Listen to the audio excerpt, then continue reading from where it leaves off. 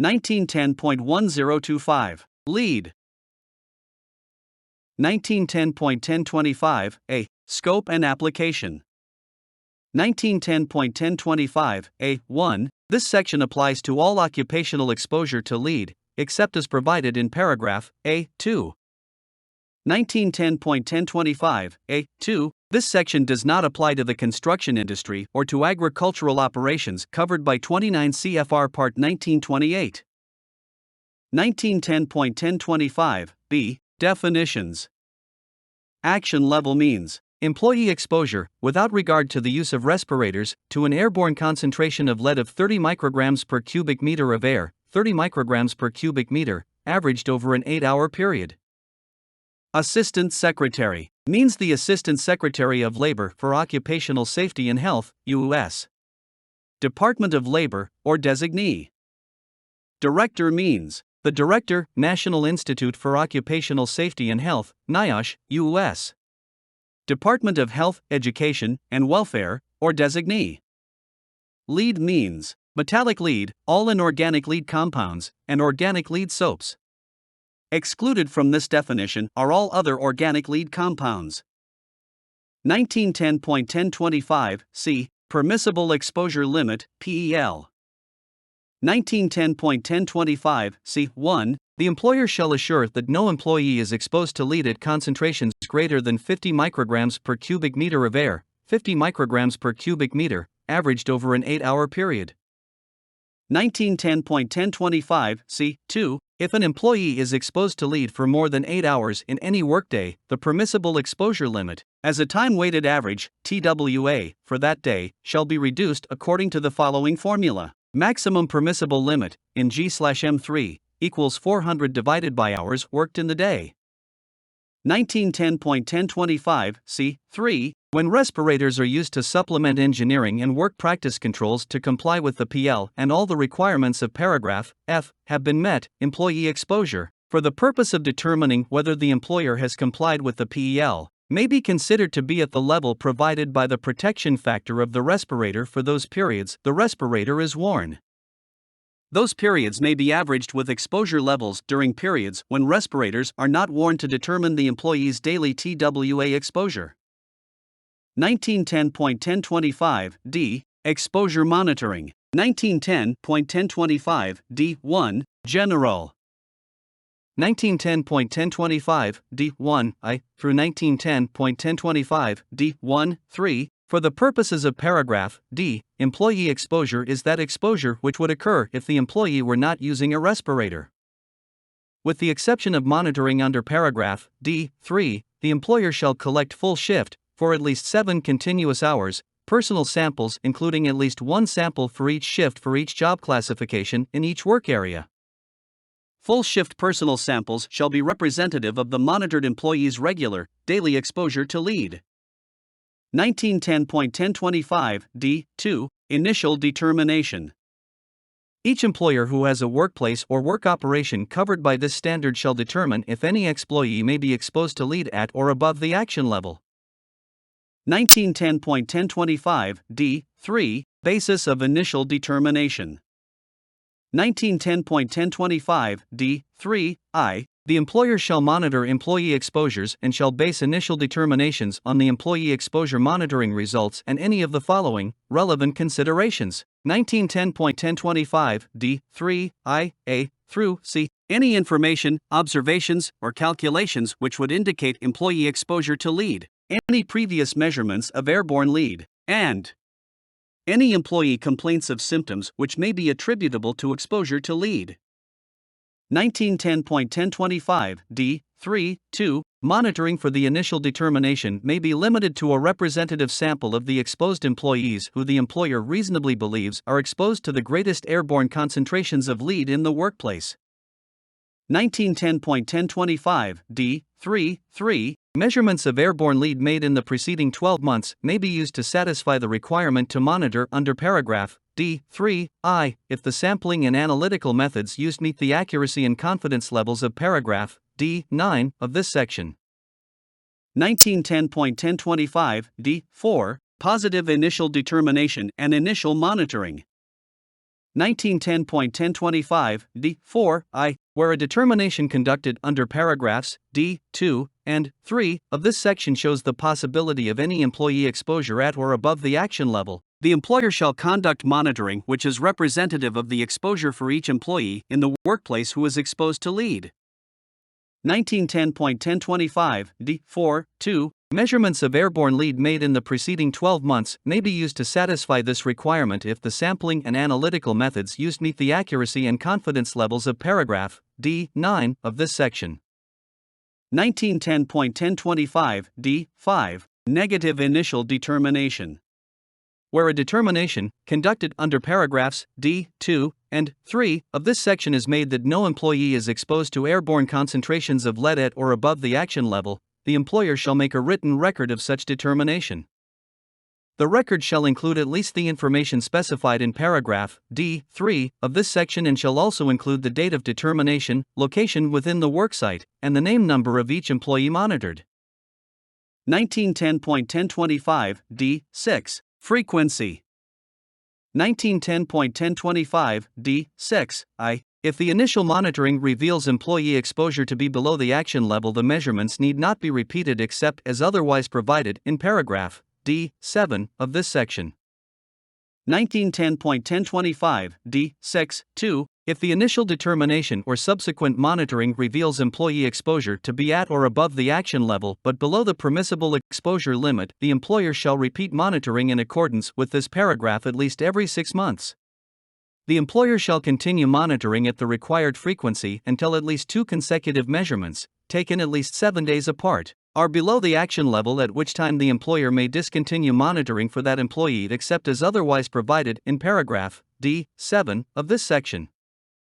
1910.1025 D6 3. If the initial monitoring reveals that employee exposure is above the permissible exposure limit, the employer shall repeat monitoring quarterly. The employer shall continue monitoring at the required frequency until at least 2 consecutive measurements, taken at least 7 days apart, are below the PL but at or above the action level, at which time the employer shall repeat monitoring for that employee at the frequency specified in paragraph D6-2, except as otherwise provided in paragraph D7 of this section. 1910.1025 D7 Additional monitoring. Whenever there has been a production, process, control or personnel change which may result in new or additional exposure to lead, or whenever the employer has any other reason to suspect a change which may result in new or additional exposures to lead, additional monitoring in accordance with this paragraph shall be conducted. 1910.1025 D8 Employee notification. 1910.1025 D8 I. The employer must, within 15 working days after the receipt of the results of any monitoring performed under this section, notify each affected employee of these results either individually in writing or by posting the results in an appropriate location that is accessible to affected employees. 1910.1025 D8-2 Whenever the results indicate that the representative employee exposure, without regard to respirators, exceeds the permissible exposure limit, the employer shall include in the written notice a statement that the permissible exposure limit was exceeded and a description of the corrective action taken or to be taken to reduce exposure to or below the permissible exposure limit. 1910.1025 D9 Accuracy of measurement. The employer shall use a method of monitoring and analysis which has an accuracy, to a confidence level of 95%, of not less than plus or minus 20% for airborne concentrations of lead equal to or greater than 30 micrograms per cubic meter. 1910.1025 E. Methods of compliance. 1910.1025 E1 Engineering and work practice controls.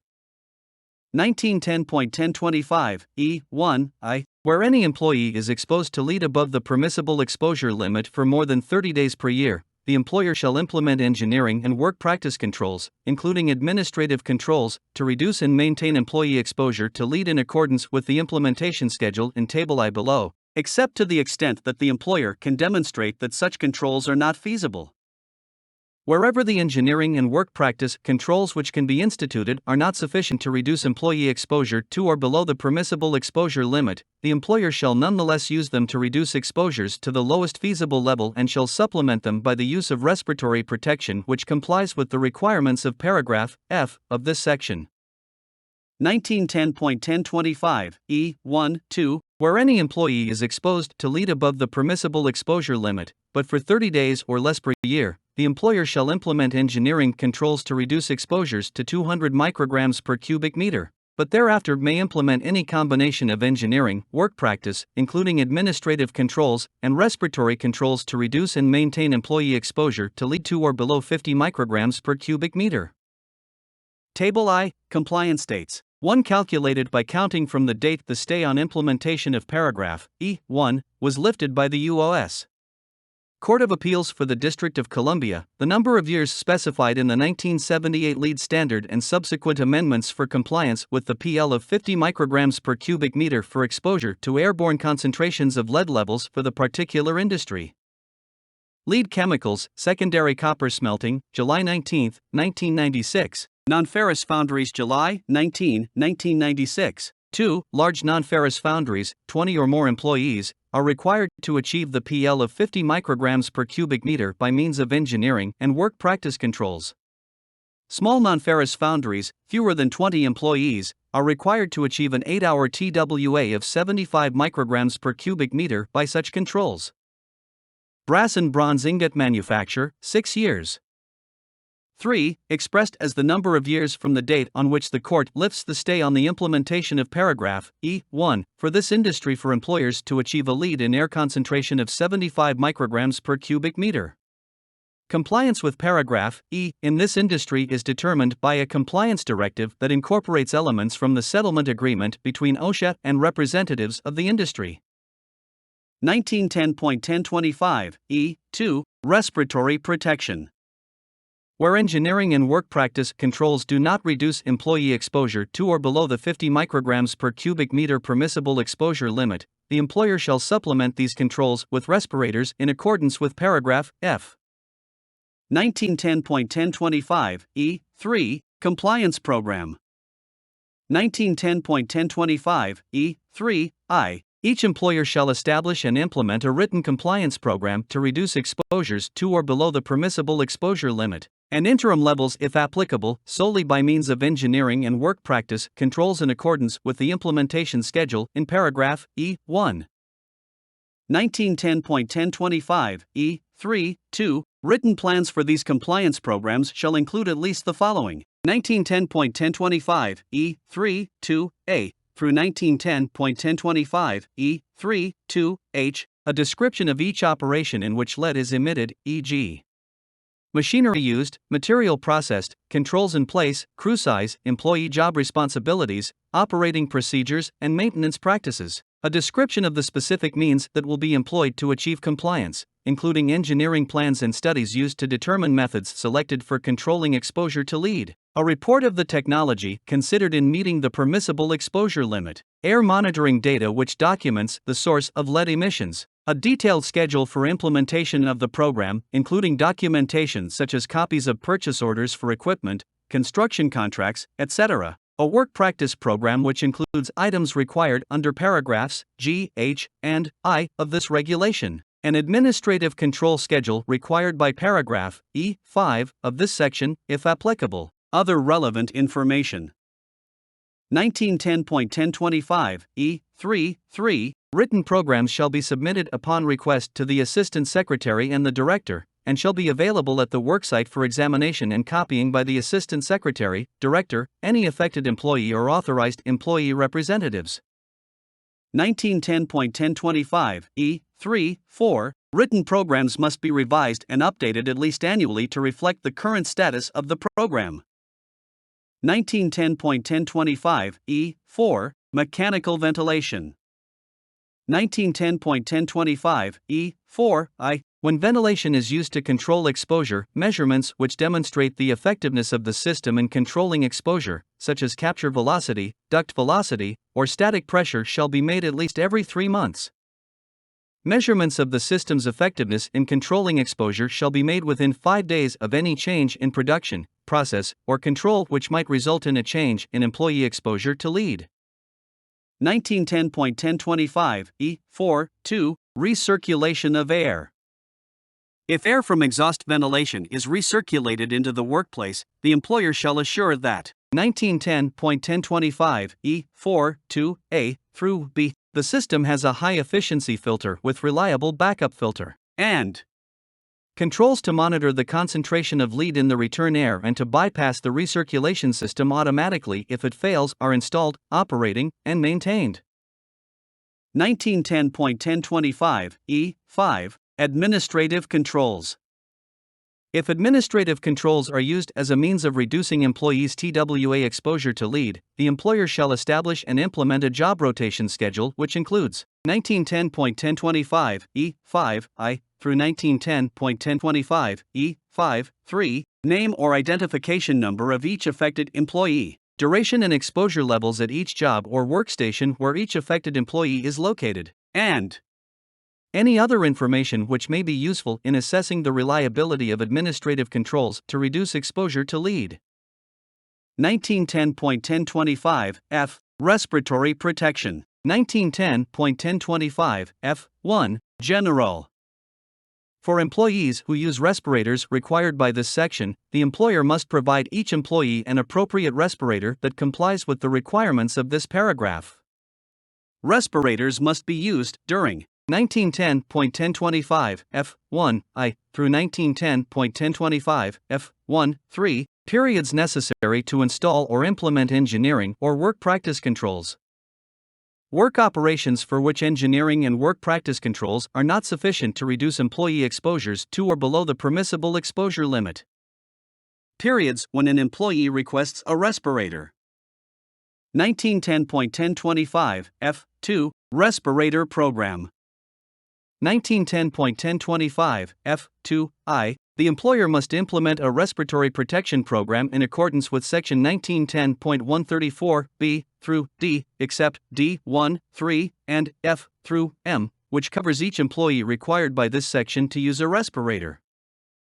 1910.1025 F2 2 If an employee has breathing difficulty during fit testing or respirator use, the employer must provide the employee with a medical examination in accordance with paragraph J3 I.C. of this section to determine whether or not the employee can use a respirator while performing the required duty. 1910.1025 F3 Respirator Selection. 1910.1025 F3 I Employers must 1910.1025 F3 I A 1910.1025 F3 I C select and provide to employees the appropriate respirators specified in paragraph D3 I A of 29 CFR 1910.134. Provide employees with full facepiece respirators instead of half-mask respirators for protection against lead aerosols that cause eye or skin irritation at the use concentrations. Provide HEPA filters for powered and non-powered air purifying respirators. 1910.1025 F3 2 Employers must provide employees with a powered air purifying respirator (PAPR) instead of a negative pressure respirator selected according to paragraph F3 I of this standard when an employee chooses to use a PAPR and it provides adequate protection to the employee as specified by paragraph F3 I of this standard. 1910.1025 G. Protective work clothing and equipment. 1910.1025 G1 Provision and use. If an employee is exposed to lead above the PL, without regard to the use of respirators or where the possibility of skin or eye irritation exists, the employer shall provide at no cost to the employee and assure that the employee uses appropriate protective work clothing and equipment such as, but not limited to, 1910.1025 G1 I through 1910.1025 G1 3 coveralls or similar full-body work clothing, gloves, hats, and shoes or disposable shoe coverlets, and face shields, vented goggles, or other appropriate protective equipment which complies with Section 1910.133 of this part. 1910.1025 G1 3 1910.1025 G2 Cleaning and replacement. 1910.1025 G2I through 1910.1025 G2-6. The employer shall provide the protective clothing required in paragraph G1 of this section in a clean and dry condition at least weekly and daily to employees whose exposure levels without regard to a respirator are over 200 micrograms per cubic meter of lead as an 8-hour TWA. The employer shall provide for the cleaning, laundering, or disposal of protective clothing and equipment required by paragraph G1 of this section. The employer shall repair or replace required protective clothing and equipment as needed to maintain their effectiveness. The employer shall assure that all protective clothing is removed at the completion of a work shift only in change rooms provided for that purpose as prescribed in paragraph I2 of this section. The employer shall assure that contaminated protective clothing which is to be cleaned, laundered, or disposed of is placed in a closed container in the change room which prevents dispersion of lead outside the container. The employer shall inform in writing any person who cleans or launders protective clothing or equipment of the potentially harmful effects of exposure to lead. 1910.1025 G2-7 Labeling of contaminated protective clothing and equipment. 910.1025 G2-7A The employer shall ensure that labels of bags or containers of contaminated protective clothing and equipment include the following information: danger. Clothing and equipment contaminated with lead may damage fertility or the unborn child. Causes damage to the central nervous system. Do not eat, drink, or smoke when handling. Do not remove dust by blowing or shaking. Dispose of lead-contaminated wash water in accordance with applicable local, state, or federal regulations. 1910.1025 G2-7B Prior to June 1, 2015, employers may include the following information on bags or containers of contaminated protective clothing and equipment in lieu of the labeling requirements in paragraphs G2-7A of this section. Caution: clothing contaminated with lead. Do not remove dust by blowing or shaking. Dispose of lead-contaminated wash water in accordance with applicable local, state, or federal regulations. 1910.1025 G2-8 The employer shall prohibit the removal of lead from protective clothing or equipment by blowing, shaking, or any other means which disperses lead into the air. 1910.1025 H. Housekeeping. 1910.1025 H1 Surfaces. All surfaces shall be maintained as free as practicable of accumulations of lead. 1910.1025 H2 Cleaning floors. 1910.1025 H2I Floors and other surfaces where lead accumulates may not be cleaned by the use of compressed air. 1910.1025 H2 Shoveling, dry or wet sweeping, and brushing may be used only where vacuuming or other equally effective methods have been tried and found not to be effective. 1910.1025 H3 Vacuuming. Where vacuuming methods are selected, the vacuums shall be used and emptied in a manner which minimizes the re-entry of lead into the workplace. 1910.1025 I. Hygiene facilities and practices. 1910.1025 I1 The employer shall assure that in areas where employees are exposed to lead above the PL, without regard to the use of respirators, food or beverage is not present or consumed, tobacco products are not present or used, and cosmetics are not applied, except in change rooms, lunchrooms, and showers required under paragraphs I2 through I4 of this section. 1910.1025 I2 Change rooms. 1910.1025 I2I The employer shall provide clean change rooms for employees who work in areas where their airborne exposure to lead is above the PL, without regard to the use of respirators. 1910.1025 I2 The employer shall assure that change rooms are equipped with separate storage facilities for protective work clothing and equipment and for street clothes which prevent cross-contamination. 1910.1025 I3 Showers.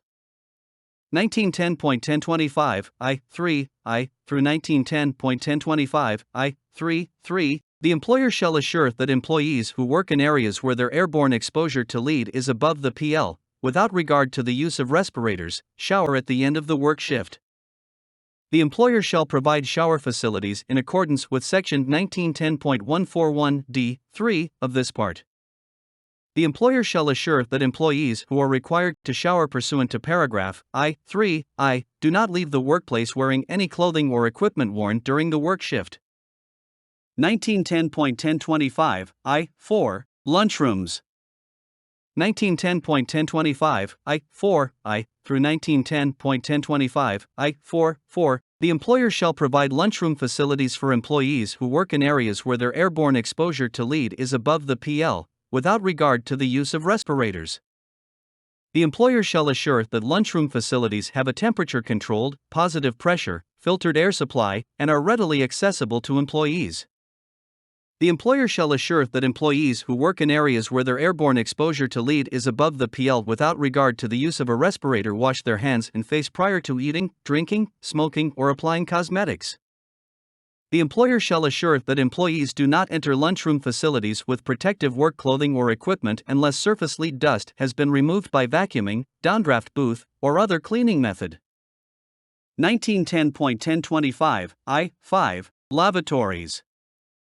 The employer shall provide an adequate number of lavatory facilities which comply with Section 1910.141d(1) and 2 of this part. 1910.1025 J. Medical surveillance. 1910.1025 J(1) General. 1910.1025 J(1) I through 1910.1025 J(1) 3. The employer shall institute a medical surveillance program for all employees who are or may be exposed at or above the action level for more than 30 days per year. The employer shall assure that all medical examinations and procedures are performed by or under the supervision of a licensed physician. The employer shall provide the required medical surveillance, including multiple physician review, under paragraph J(3)(3) without cost to employees and at a reasonable time and place. 1910.1025 J(2) Biological monitoring. 1910.1025 J(2)(I) Blood lead and ZPP level sampling and analysis. The employer shall make available biological monitoring in the form of blood sampling and analysis for lead and zinc protoporphyrin levels to each employee covered under paragraph J(1)(I) of this section on the following schedule: 1910.1025 J(2)(I)(A) through 1910.1025 J(2)(I)(C), at least every 6 months to each employee covered under paragraph J(1)(I) of this section, at least every 2 months for each employee whose last blood sampling and analysis indicated a blood lead level at or above 40 G/100 G of whole blood. This frequency shall continue until 2 consecutive blood samples and analyses indicate a blood lead level below 40 G/100 G of whole blood, and at least monthly during the removal period of each employee removed from exposure to lead due to an elevated blood lead level. 1910.1025 J(2)(2) Follow-up blood sampling tests. Whenever the results of a blood lead level test indicate that an employee's blood lead level is at or above the numerical criterion for medical removal under paragraph K(1)(I)(A) of this section, the employer shall provide a second, follow-up, blood sampling test within 2 weeks after the employer receives the results of the first blood sampling test. 1910.1025 J(2)(3) Accuracy of blood lead level sampling and analysis. Blood lead level sampling and analysis provided pursuant to this section shall have an accuracy, to a confidence level of 95%, within plus or minus 15% or 6 G/100 ml, whichever is greater, and shall be conducted by a laboratory licensed by the Center for Disease Control, United States Department of Health, Education and Welfare, CDC, or which has received a satisfactory grade in blood lead proficiency testing from CDC in the prior 12 months. 1910.1025 J(2)(4) Employee notification. Within 5 working days after the receipt of biological monitoring results, the employer shall notify in writing each employee whose blood lead level is at or above 40 G/100 G. 1910.1025 J(2)(4) A and B of that employee's blood lead level, and that the standard requires temporary medical removal with medical removal protection benefits when an employee's blood lead level is at or above the numerical criterion for medical removal under paragraph K(1)(I) of this section. 1910.1025, J3, Medical Examinations and Consultations. 1910.1025, J3, I, Frequency. The employer shall make available medical examinations and consultations to each employee covered under paragraph J1I of this section on the following schedule: 1910.1025, J3I-A through 1910.1025, J3I-D, at least annually for each employee for whom a blood sampling test conducted at any time during the preceding 12 months indicated a blood lead level at or above 40 G/100 G. Prior to assignment for each employee being assigned for the first time to an area in which airborne concentrations of lead are at or above the action level, as soon as possible, upon notification by an employee either that the employee has developed signs or symptoms commonly associated with lead intoxication, that the employee desires medical advice concerning the effects of current or past exposure to lead on the employee's ability to procreate a healthy child, or that the employee has demonstrated difficulty in breathing during a respirator fitting test or during use, and, as medically appropriate for each employee, either removed from exposure to lead due to a risk of sustaining material impairment to health, or otherwise limited pursuant to a final medical determination. 1910.1025, J3, the second, Content. Medical examinations made available pursuant to paragraph J3I-A through B of this section shall include the following elements: 1910.1025, J3-2A through 1910.1025, J3-2C, a detailed work history and a medical history, with particular attention to past lead exposure, occupational and non-occupational, personal habits, smoking, hygiene, and past gastrointestinal, hematologic, renal, cardiovascular, reproductive and neurological problems. A thorough physical examination, with particular attention to teeth, gums, hematologic, gastrointestinal, renal, cardiovascular, and neurological systems. Pulmonary status should be evaluated if respiratory protection will be used. A blood pressure measurement.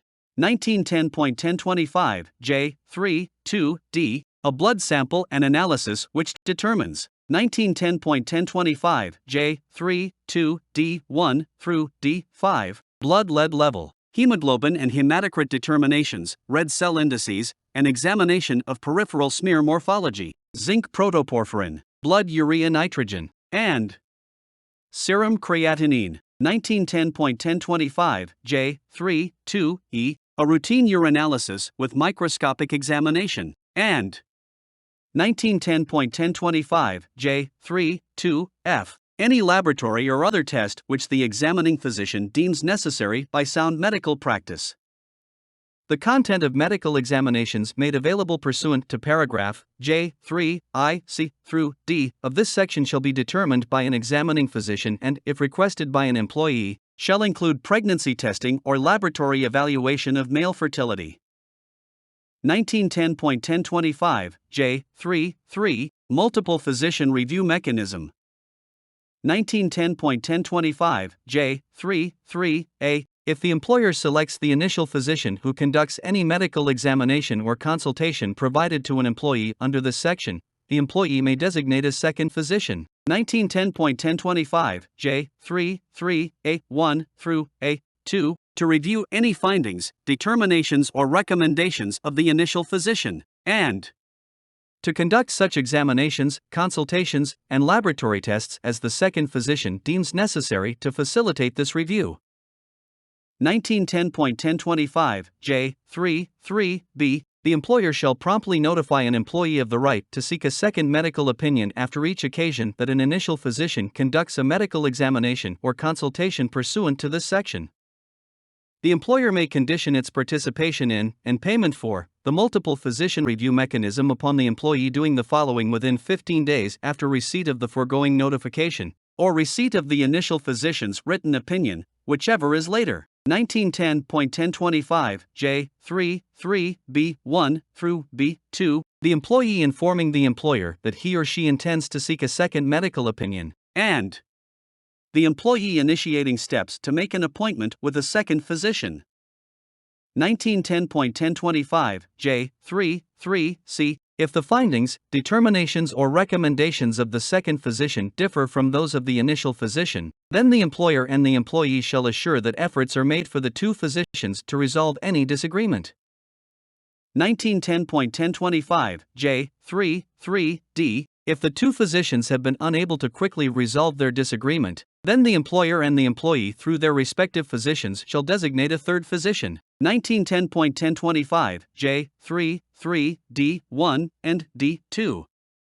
To review any findings, determinations, or recommendations of the prior physicians, and to conduct such examinations, consultations, laboratory tests, and discussions with the prior physicians as the third physician deems necessary to resolve the disagreement of the prior physicians.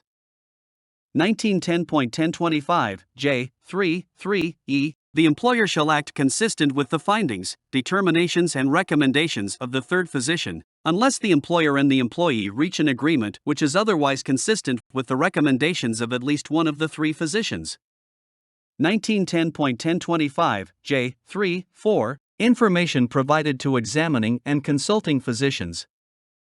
1910.1025, J, 3, 4a. The employer shall provide an initial physician conducting a medical examination or consultation under this section with the following information. 1910.1025, J, 3, 4a, 1 through a6. A copy of this regulation for lead including all appendices. A description of the affected employee's duties as they relate to the employee's exposure, the employee's exposure level or anticipated exposure level to lead and to any other toxic substance, if applicable. A description of any personal protective equipment used or to be used, prior blood lead determinations, and all prior written medical opinions concerning the employee in the employer's possession or control.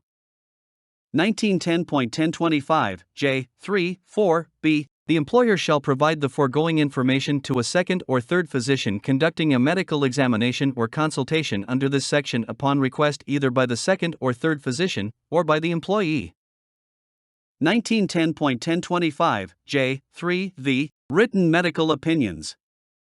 1910.1025, J, 3v. The employer shall obtain and furnish the employee with a copy of a written medical opinion from each examining or consulting physician which contains the following information. 1910.1025, J, 3v. 1 through a4. The physician's opinion as to whether the employee has any detected medical condition which would place the employee at increased risk of material impairment of the employee's health from exposure to lead. Any recommended special protective measures to be provided to the employee, or limitations to be placed upon the employee's exposure to lead. Any recommended limitation upon the employee's use of respirators, including a determination of whether the employee can wear a powered air purifying respirator if a physician determines that the employee cannot wear a negative pressure respirator, and the results of the blood lead determinations. 1910.1025, J, 3v. The employer shall instruct each examining and consulting physician to 1910.1025, J, 3v. 1 through b2, not reveal either in the written opinion or in any other means of communication with the employer findings, including laboratory results, or diagnoses unrelated to an employee's occupational exposure to lead, and advise the employee of any medical condition, occupational or non-occupational, which dictates further medical examination or treatment. 1910.1025, J, 3, 6. Alternate physician determination mechanisms. The employer and an employee or authorized employee representative may agree upon the use of any expeditious alternate physician determination mechanism in lieu of the multiple physician review mechanism provided by this paragraph so long as the alternate mechanism otherwise satisfies the requirements contained in this paragraph. 1910.1025, J, 4. Chelation.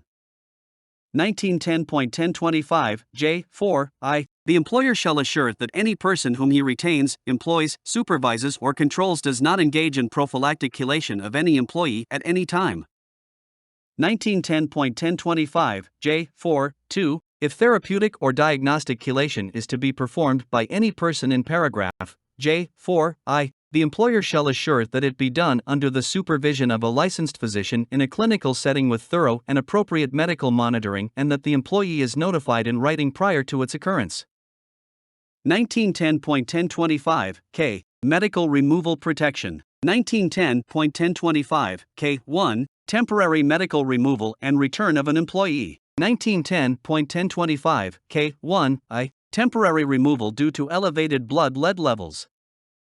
1910.1025 K1 I A The employer shall remove an employee from work having an exposure to lead at or above the action level on each occasion that a periodic and a follow-up blood sampling test conducted pursuant to this section indicate that the employee's blood lead level is at or above 60 G/100 G of whole blood, and 1910.1025 K1 IB The employer shall remove an employee from work having an exposure to lead at or above the action level on each occasion that the average of the last 3 blood sampling tests conducted pursuant to this section, or the average of all blood sampling tests conducted over the previous 6 months, whichever is longer, indicates that the employee's blood lead level is at or above 50 G/100 G of whole blood, provided, however, that an employee need not be removed if the last blood sampling test indicates a blood lead level below 40 G/100 G of whole blood. 1910.1025 K1 2 Temporary removal due to a final medical determination. 1910.1025 K1 2 A through C The employer shall remove an employee from work having an exposure to lead at or above the action level on each occasion that a final medical determination results in a medical finding, determination, or opinion that the employee has a detected medical condition which places the employee at increased risk of material impairment to health from exposure to lead. For the purposes of this section, the phrase final medical determination shall mean the outcome of the multiple physician review mechanism or alternate medical determination mechanism used pursuant to the medical surveillance provisions of this section. Where a final medical determination results in any recommended special protective measures for an employee, or limitations on an employee's exposure to lead, the employer shall implement and act consistent with the recommendation. 1910.1025 K1 3 Return of the employee to former job status. 1910.1025 K1 3 A The employer shall return an employee to his or her former job status. 1910.1025 K1 3 A 1 through A 2 For an employee removed due to a blood lead level at or above 60 G/100 G, or due to an average blood lead level at or above 50 G/100 G, when 2 consecutive blood sampling tests indicate that the employee's blood lead level is below 40 G/100 G of whole blood. For an employee removed due to a final medical determination, when a subsequent final medical determination results in a medical finding, determination, or opinion that the employee no longer has a detected medical condition which places the employee at increased risk of material impairment to health from exposure to lead. 1910.1025 K1 3 B For the purposes of this section, the requirement that an employer return an employee to his or her former job status is not intended to expand upon or restrict any rights an employee has or would have had, absent temporary medical removal, to a specific job classification or position under the terms of a collective bargaining agreement. 1910.1025 K1 4 Removal of other employees' special protective measure or limitations. The employer shall remove any limitations placed on an employee or and any special protective measures provided to an employee pursuant to a final medical determination when a subsequent final medical determination indicates that the limitations or special protective measures are no longer necessary. 1910.1025 K1 V Employer options pending a final medical determination. Where the multiple physician review mechanism, or alternate medical determination mechanism used pursuant to the medical surveillance provisions of this section, has not yet resulted in a final medical determination with respect to an employee, the employer shall act as follows. 1910.1025 K1 V A Removal. The employer may remove the employee from exposure to lead, provide special protective measures to the employee, or place limitations upon the employee, consistent with the medical findings, determinations, or recommendations of any of the physicians who have reviewed the employee's health status. 1910.1025 K1 V B Return. The employer may return the employee to his or her former job status and any special protective measures provided to the employee, and remove any limitations placed upon the employee, consistent with the medical findings, determinations, or recommendations of any of the physicians who have reviewed the employee's health status, with 2 exceptions. If 1910.1025, K1, v, B1 through B2, the initial removal, special protection, or limitation of the employee resulted from a final medical determination which differed from the findings, determinations, or recommendations of the initial physician, or the employee has been on removal status for the preceding 18 months due to an elevated blood lead level, then the employer shall await a final medical determination. 1910.1025, K2, Medical Removal Protection Benefits. 1910.1025, K2I through 1910.1025, K2 the provision of medical removal protection benefits. The employer shall provide to an employee up to 18 months of medical removal protection benefits on each occasion that an employee is removed from exposure to lead or otherwise limited pursuant to this section. Definition of medical removal protection benefits.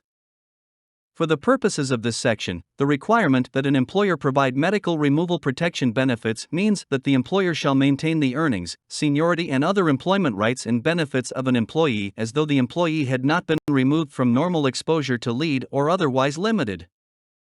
Follow-up medical surveillance during the period of employee removal or limitation. During the period of time that an employee is removed from normal exposure to lead or otherwise limited, the employer may condition the provision of medical removal protection benefits upon the employee's participation in follow-up medical surveillance made available pursuant to this section. Workers' compensation claims.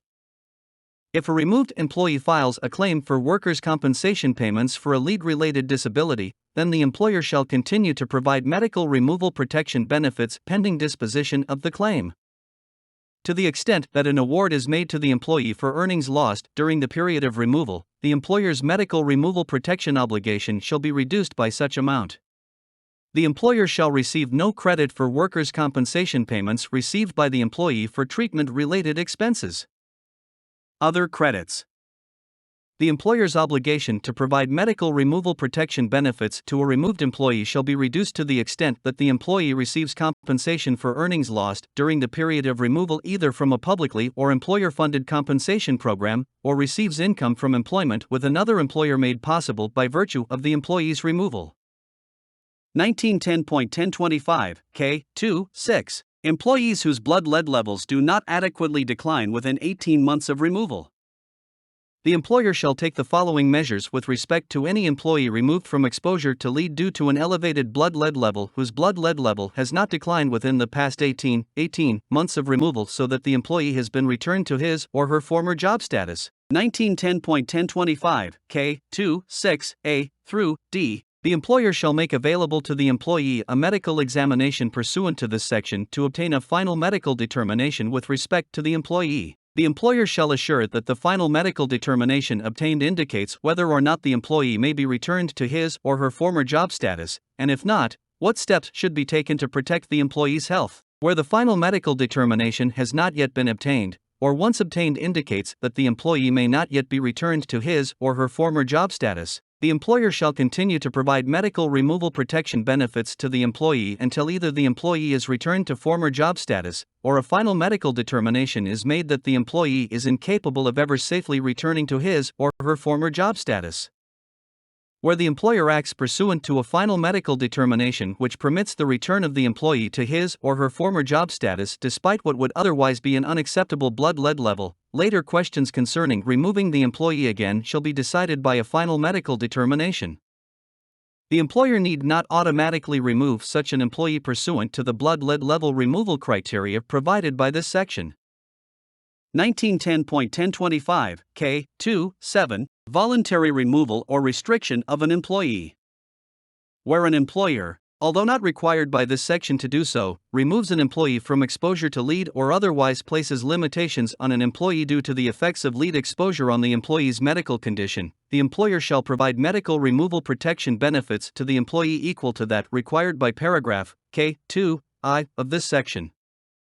1910.1025 L. Employee Information and Training. 1910.1025 L1. Training Program.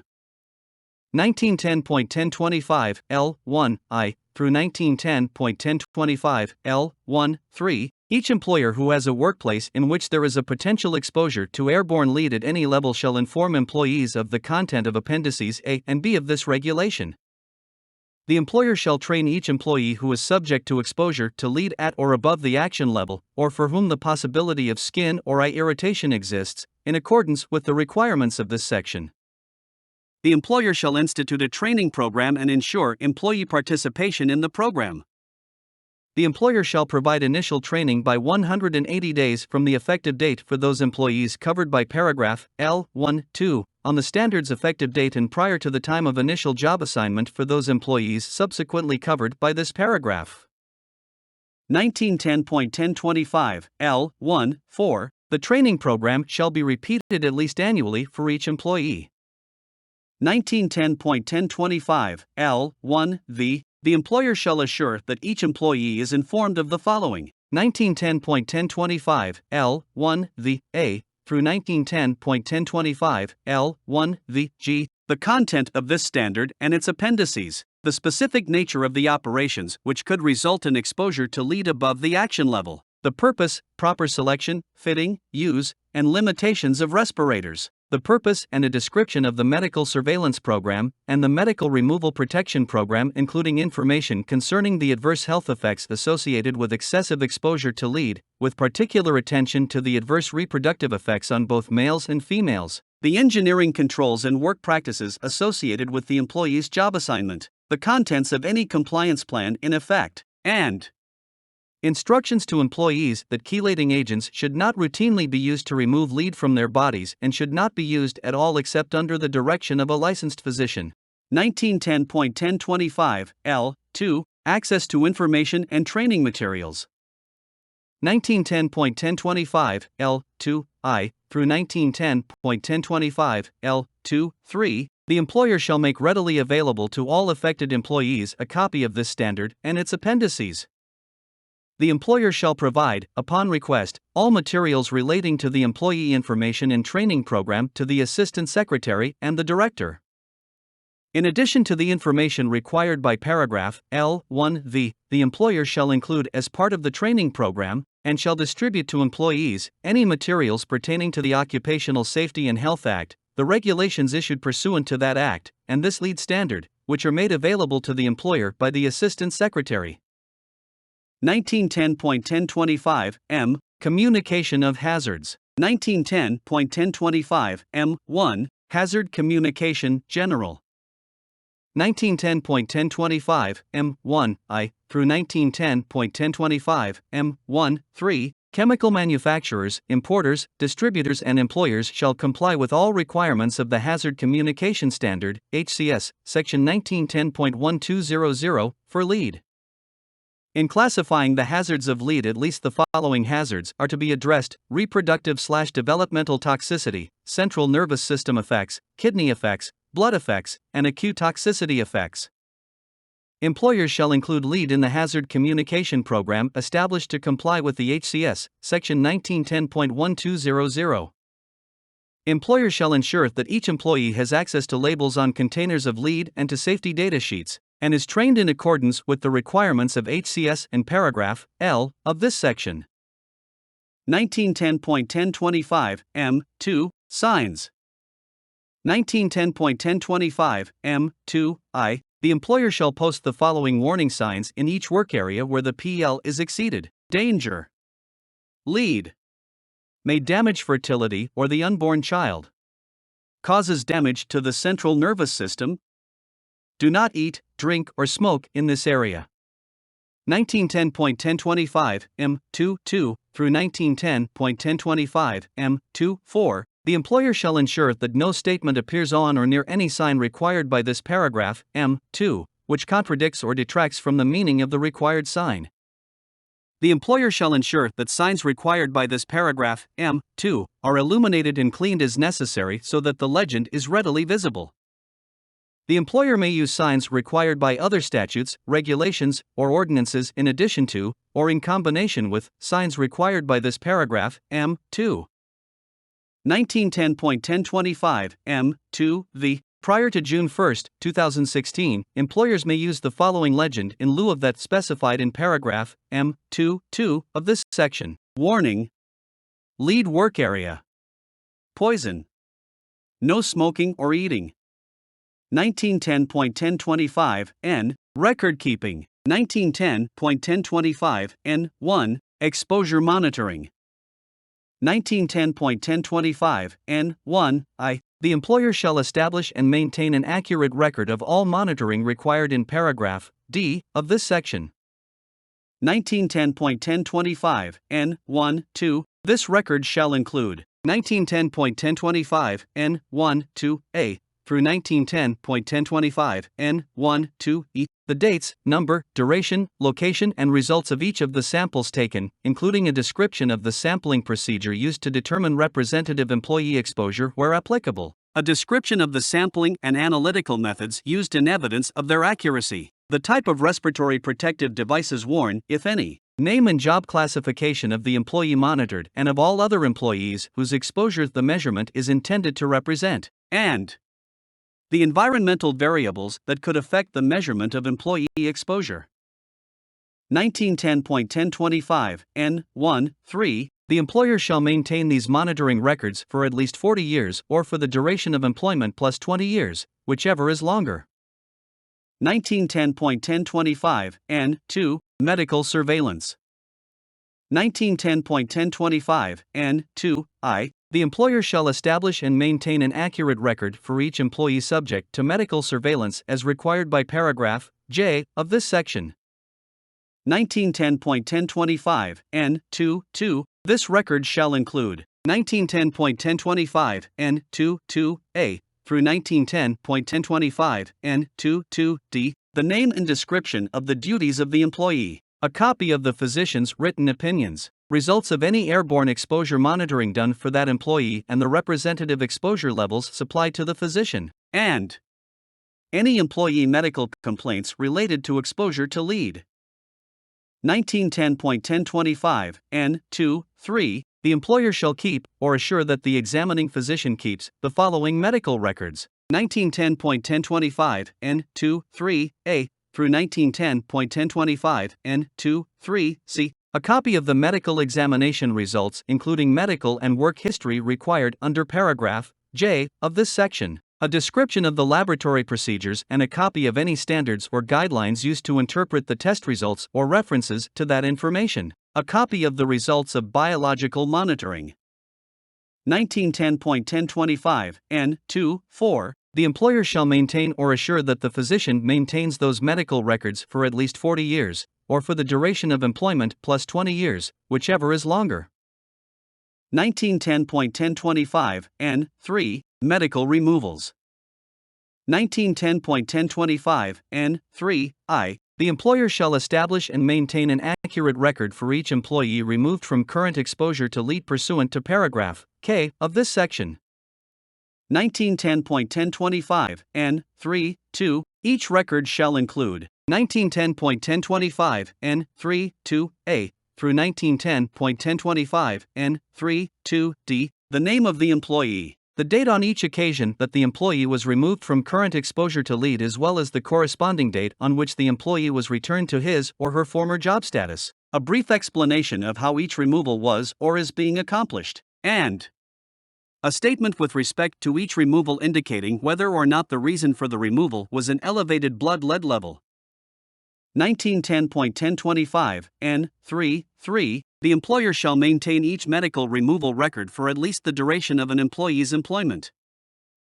1910.1025 N4. Availability.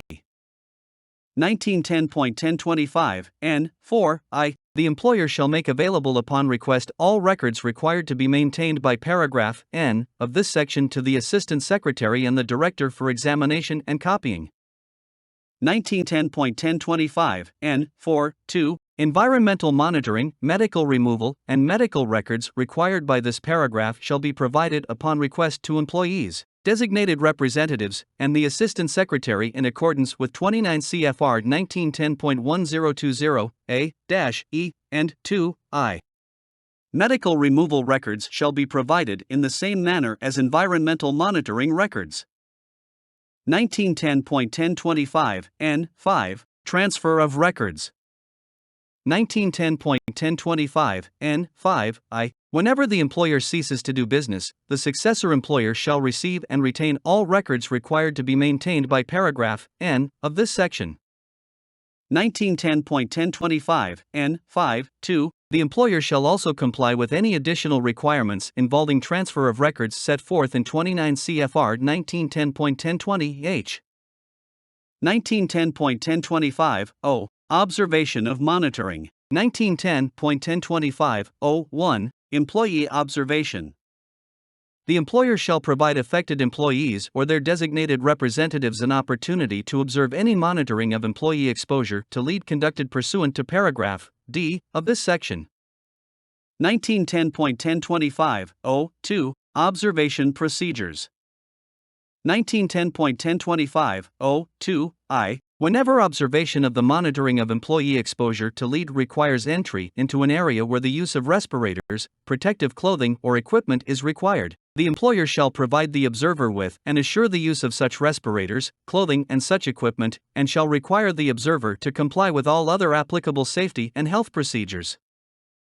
1910.1025 O2 Without interfering with the monitoring, observers shall be entitled to 1910.1025 O2 through 1910.1025 O2 C. Receive an explanation of the measurement procedures. Observe all steps related to the monitoring of lead performed at the place of exposure, and record the results obtained or receive copies of the results when returned by the laboratory. 1910.1025 P. Appendices. The information contained in the appendices to this section is not intended by itself to create any additional obligations not otherwise imposed by this standard nor detract from any existing obligation. 1910.1025 Appendix A Substance Data Sheet for Occupational Exposure to Lead. Appendix A to Section 1910.1025 Substance Data Sheet for Occupational Exposure to Lead. I. Substance Identification. A. Substance, pure lead, Pb, is a heavy metal at room temperature and pressure and is a basic chemical element. It can combine with various other substances to form numerous lead compounds. B. Compounds covered by the standard. The word lead, when used in this standard, means elemental lead, all inorganic lead compounds, and a class of organic lead compounds called lead soaps. This standard does not apply to other organic lead compounds. C. Uses. Exposure to lead occurs in at least 120 different occupations, including primary and secondary lead smelting, lead storage battery manufacturing, lead pigment manufacturing and use, solder manufacturing and use, shipbuilding and ship repairing, auto manufacturing, and printing. D. Permissible exposure. The permissible exposure limit, PL, set by the standard is 50 micrograms of lead per cubic meter of air, 50 micrograms per cubic meter, averaged over an 8-hour workday. E. Action level. The standard establishes an action level of 30 micrograms per cubic meter of air, 30 micrograms per cubic meter, time-weighted average, based on an 8-hour workday. The action level initiates several requirements of the standard, such as exposure monitoring, medical surveillance, and training and education. 2. Health hazard data. A. Ways in which lead enters your body. When absorbed into your body in certain doses, lead is a toxic substance.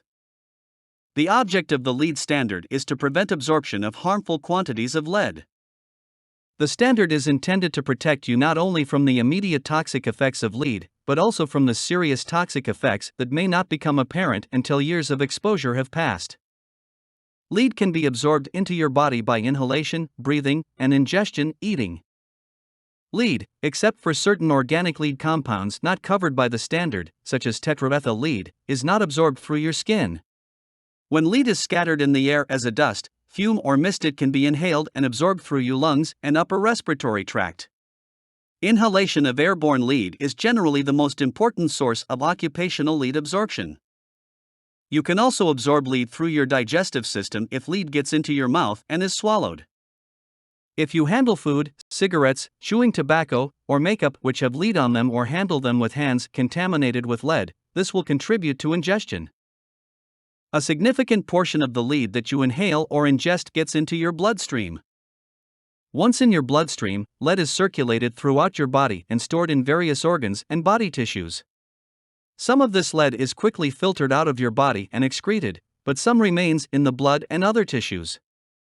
As exposure to lead continues, the amount stored in your body will increase if you are absorbing more lead than your body is excreting. Even though you may not be aware of any immediate symptoms of disease, this lead stored in your tissues can be slowly causing irreversible damage, first to individual cells, then to your organs and whole body systems. B. Effects of overexposure to lead. 1. Short-term, acute, overexposure. Lead is a potent, systemic poison that serves no known useful function once absorbed by your body. Taken in large enough doses, lead can kill you in a matter of days.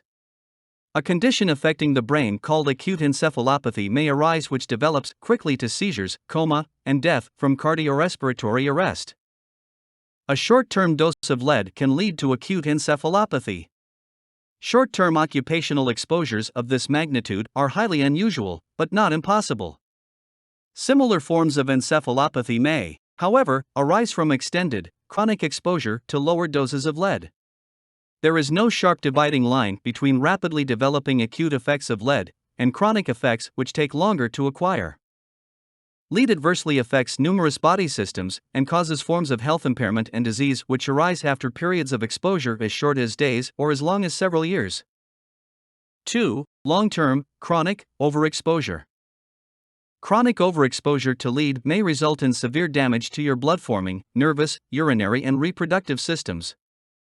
Some common symptoms of chronic overexposure include loss of appetite, metallic taste in the mouth, anxiety, constipation, nausea, pallor, excessive tiredness, weakness, insomnia, headache, nervous irritability, muscle and joint pain or soreness, fine tremors, numbness, dizziness, hyperactivity, and colic. In lead colic, there may be severe abdominal pain. Damage to the central nervous system in general and the brain, encephalopathy, in particular, is one of the most severe forms of lead poisoning. The most severe, often fatal, form of encephalopathy may be preceded by vomiting, a feeling of dullness progressing to drowsiness and stupor, poor memory, restlessness, irritability, tremor, and convulsions. It may arise suddenly with the onset of seizures, followed by coma and death. There is a tendency for muscular weakness to develop at the same time. This weakness may progress to paralysis, often observed as a characteristic wrist drop or foot drop, and is a manifestation of a disease to the nervous system called peripheral neuropathy. Chronic overexposure to lead also results in kidney disease with few, if any, symptoms appearing until extensive and most likely permanent kidney damage has occurred. Routine laboratory tests reveal the presence of this kidney disease only after about 2/3 of kidney function is lost. When overt symptoms of urinary dysfunction arise, it is often too late to correct or prevent worsening conditions, and progression to kidney dialysis or death is possible. Chronic overexposure to lead impairs the reproductive systems of both men and women. Overexposure to lead may result in decreased sex drive, impotence, and sterility in men. Lead can alter the structure of sperm cells, raising the risk of birth defects. There is evidence of miscarriage and stillbirth in women whose husbands were exposed to lead or who were exposed to lead themselves. Lead exposure also may result in decreased fertility and abnormal menstrual cycles in women. The course of pregnancy may be adversely affected by exposure to lead, since lead crosses the placental barrier and poses risks to developing fetuses. Children born of parents either one of whom were exposed to excess lead levels are more likely to have birth defects, mental retardation, behavioral disorders, or die during the first year of childhood. Overexposure to lead also disrupts the blood-forming system, resulting in decreased hemoglobin, the substance in the blood that carries oxygen to the cells, and ultimately anemia. Anemia is characterized by weakness, pallor, and fatigability as a result of decreased oxygen carrying capacity in the blood. 3. Health protection goals of the standard. Prevention of adverse health effects for most workers from exposure to lead throughout a working lifetime requires that worker blood lead, PBB, levels be maintained at or below 40 micrograms per 100 grams of whole blood, 40 g/100 g. The blood lead levels of workers, both male and female workers, who intend to have children should be maintained below 30 G/100 G to minimize adverse reproductive health effects to the parents and to the developing fetus. The measurement of your blood lead level is the most useful indicator of the amount of lead being absorbed by your body. Blood lead levels, PBB, are most often reported in units of milligrams, mg, or micrograms, g, of lead. 1 milligram equals 1000 g per 100 grams, 100 g, 100 milliliters, 100 milliliters, or deciliter, dl, of blood. These three units are essentially the same. Sometimes PBBs are expressed in the form of mg% or g%. This is a shorthand notation for 100 g, 100 milliliters, or dl. PBB measurements show the amount of lead circulating in your bloodstream, but do not give any information about the amount of lead stored in your various tissues. PBB measurements merely show current absorption of lead, not the effect that lead is having on your body or the effects that past lead exposure may have already caused. Past research into lead-related diseases, however, has focused heavily on associations between PBBS and various diseases. As a result, your PBB is an important indicator of the likelihood that you will gradually acquire a lead-related health impairment or disease. Once your blood lead level climbs above 40 G/100 G, your risk of disease increases. There is a wide variability of individual response to lead, thus it is difficult to say that a particular PBB in a given person will cause a particular effect. Studies have associated fatal encephalopathy with PBBS as low as 150 G/100 G. Other studies have shown other forms of diseases in some workers with PBBS well below 80 G/100 G. Your PBB is a crucial indicator of the risks to your health, but one other factor is also extremely important. This factor is the length of time you have had elevated PBBS. The longer you have an elevated PBB, the greater the risk that large quantities of lead are being gradually stored in your organs and tissues. Body burden. The greater your overall body burden, the greater the chances of substantial permanent damage. The best way to prevent all forms of lead-related impairments and diseases, both short-term and long-term, is to maintain your PBB below 40 G/100 G. The provisions of the standard are designed with this end in mind. Your employer has prime responsibility to assure that the provisions of the standard are complied with both by the company and by individual workers. You as a worker, however, also have a responsibility to assist your employer in complying with the standard. You can play a key role in protecting your own health by learning about the lead hazards and their control, learning what the standard requires, following the standard where it governs your own actions, and seeing that your employer complies with provisions governing his actions. 4. Reporting signs and symptoms of health problems. You should immediately notify your employer if you develop signs or symptoms associated with lead poisoning or if you desire medical advice concerning the effects of current or past exposure to lead on your ability to have a healthy child. You should also notify your employer if you have difficulty breathing during a respirator fit test or while wearing a respirator.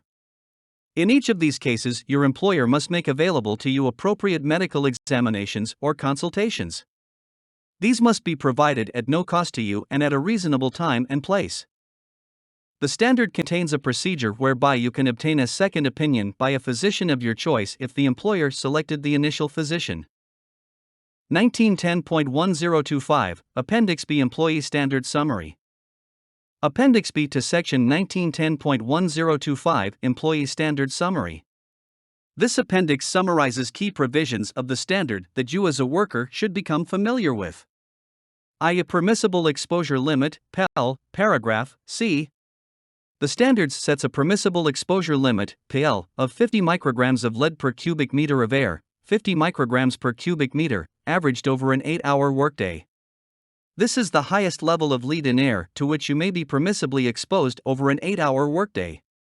Since it is an 8-hour average, it permits short exposures above the PL so long as for each 8-hour workday your average exposure does not exceed the PL.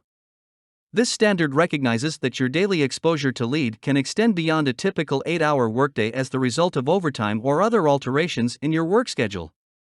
To deal with this, the standard contains a formula which reduces your permissible exposure when you are exposed more than 8 hours. For example, if you are exposed to lead for 10 hours a day, the maximum permitted average exposure would be 40 micrograms per cubic meter. 2. Exposure monitoring, paragraph D. F. Lead is present in the workplace where you work in any quantity. Your employer is required to make an initial determination of whether the action level is exceeded for any employee. This initial determination must include instrument monitoring of the air for the presence of lead and must cover the exposure of a representative number of employees who are reasonably believed to have the highest exposure levels. If your employer has conducted appropriate air sampling for lead in the past year, he may use these results. If there have been any employee complaints of symptoms which may be attributable to exposure to lead, or if there is any other information or observations which would indicate employee exposure to lead, this must also be considered as part of the initial determination. This initial determination must have been completed by March 31, 1979. If this initial determination shows that a reasonable possibility exists that any employee may be exposed, without regard to respirators, over the action level, 30 micrograms per cubic meter, your employer must set up an air monitoring program to determine the exposure level of every employee exposed to lead at your workplace. In carrying out this air monitoring program, your employer is not required to monitor the exposure of every employee, but he must monitor a representative number of employees and job types. Enough sampling must be done to enable each employee's exposure level to be reasonably at least one full shift, at least 7 hours, air sample. In addition, these air samples must be taken under conditions which represent each employee's regular, daily exposure to lead. All initial exposure monitoring must have been completed by May 30, 1979. If you are exposed to lead and air sampling is performed, your employer is required to quickly notify you in writing of air monitoring results which represent your exposure. If the results indicate your exposure exceeds the PL, without regard to your use of respirators, then your employer must also notify you of this in writing, and provide you with a description of the corrective action that will be taken to reduce your exposure. Your exposure must be rechecked by monitoring every 6 months if your exposure is over the action level but below the PL. Air monitoring must be repeated every 3 months if you are exposed over the PL. Your employer may discontinue monitoring for you if 2 consecutive measurements, taken at least 2 weeks apart, are below the action level. However, whenever there is a production, process, control, or personnel change at your workplace which may result in new or additional exposure to lead, or whenever there is any other reason to suspect a change which may result in new or additional exposure to lead, your employer must perform additional monitoring. 3. Methods of compliance, paragraph E. Your employer is required to assure that no employee is exposed to lead in excess of the PL. The standard establishes a priority of methods to be used to meet the PEL. 4. Respiratory protection, paragraph F. Your employer is required to provide and assure your use of respirators when your exposure to lead is not controlled below the PL by other means. The employer must pay the cost of the respirator. Whenever you request one, your employer is also required to provide you a respirator even if your air exposure level does not exceed the PL. You might desire a respirator when, for example, you have received medical advice that your lead absorption should be decreased. Or, you may intend to have children in the near future, and want to reduce the level of lead in your body to minimize adverse reproductive effects. While respirators are the least satisfactory means of controlling your exposure, they are capable of providing significant protection if properly chosen, fitted, worn, cleaned, maintained, and replaced when they stop providing adequate protection. Your employer is required to select respirators from the 7 types listed in Table 2 of the Respiratory Protection section of the Standard, Section 1910.1025, F. Any respirator chosen must be approved by the National Institute for Occupational Safety and Health, NIOSH, under the provisions of 42 CFR Part 84. This respirator selection table will enable your employer to choose a type of respirator that will give you a proper amount of protection based on your airborne lead exposure. Your employer may select a type of respirator that provides greater protection than that required by the standard, that is, one recommended for a higher concentration of lead than is present in your workplace. For example, a powered air purifying respirator, PAPR, is much more protective than a typical negative pressure respirator, and may also be more comfortable to wear. A PAPR has a filter, cartridge, or canister to clean the air, and a power source that continuously blows filtered air into your breathing zone. Your employer might make a PAPR available to you to ease the burden of having to wear a respirator for long periods of time. The standard provides that you can obtain a PAPR upon request. Your employer must also start a respiratory protection program.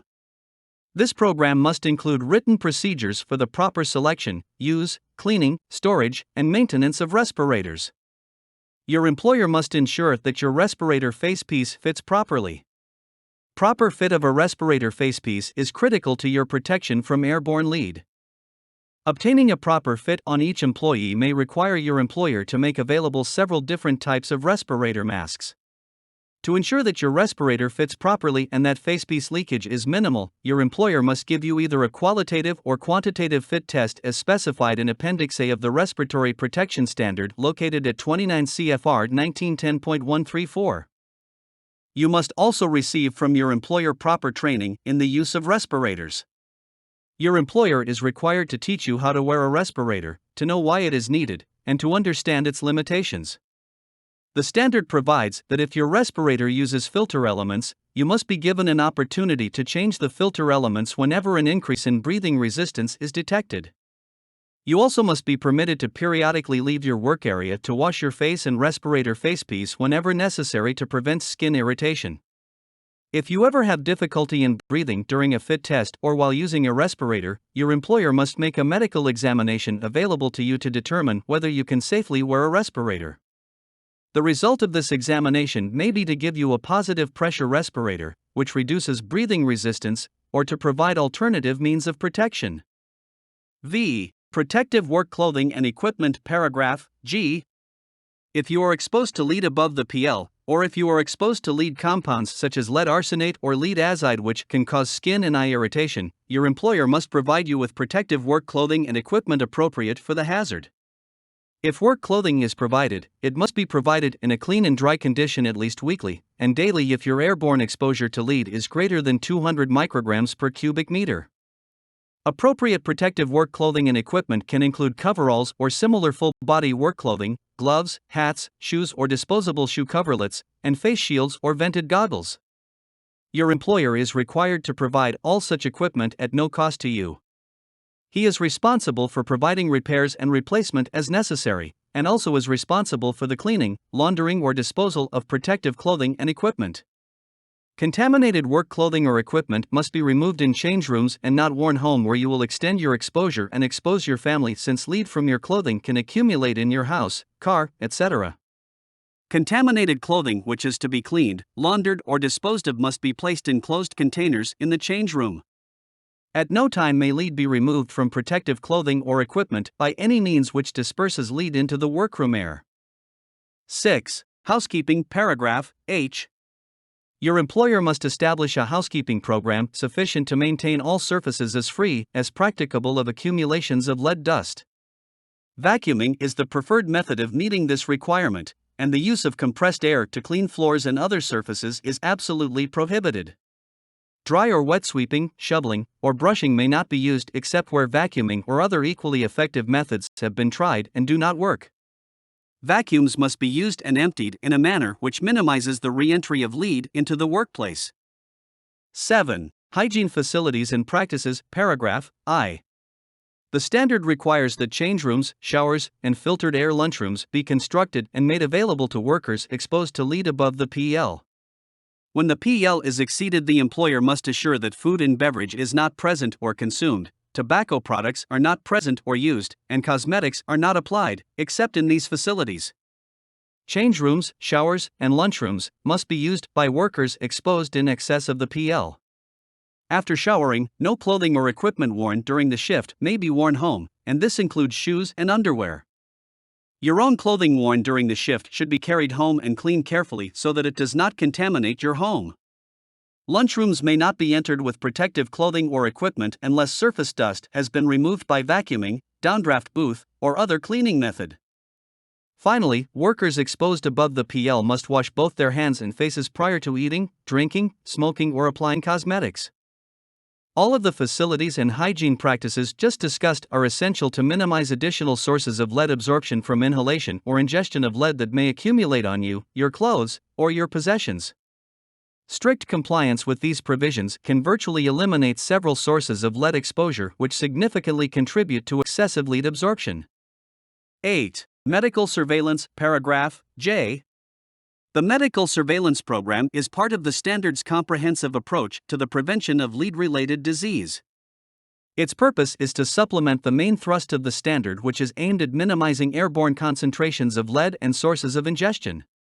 Only medical surveillance can determine if the other provisions of the standard have effectively protected you as an individual.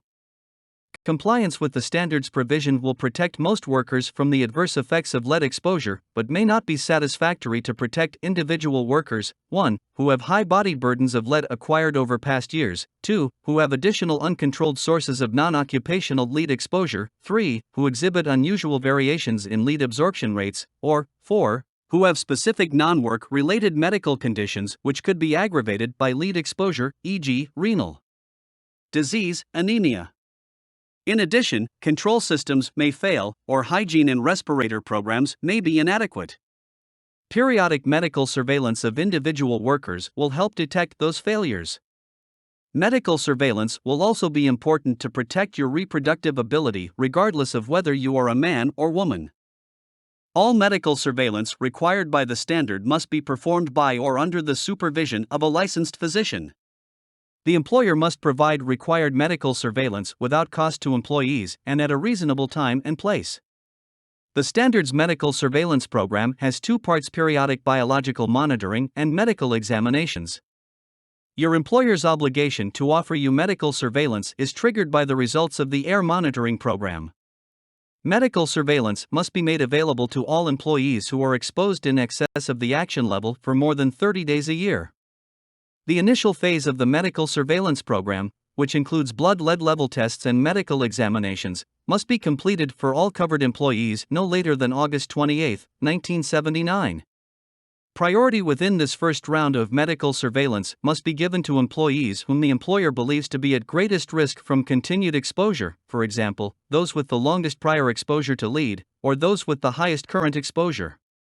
Thereafter, the employer must periodically make medical surveillance, both biological monitoring and medical examinations, available to all covered employees.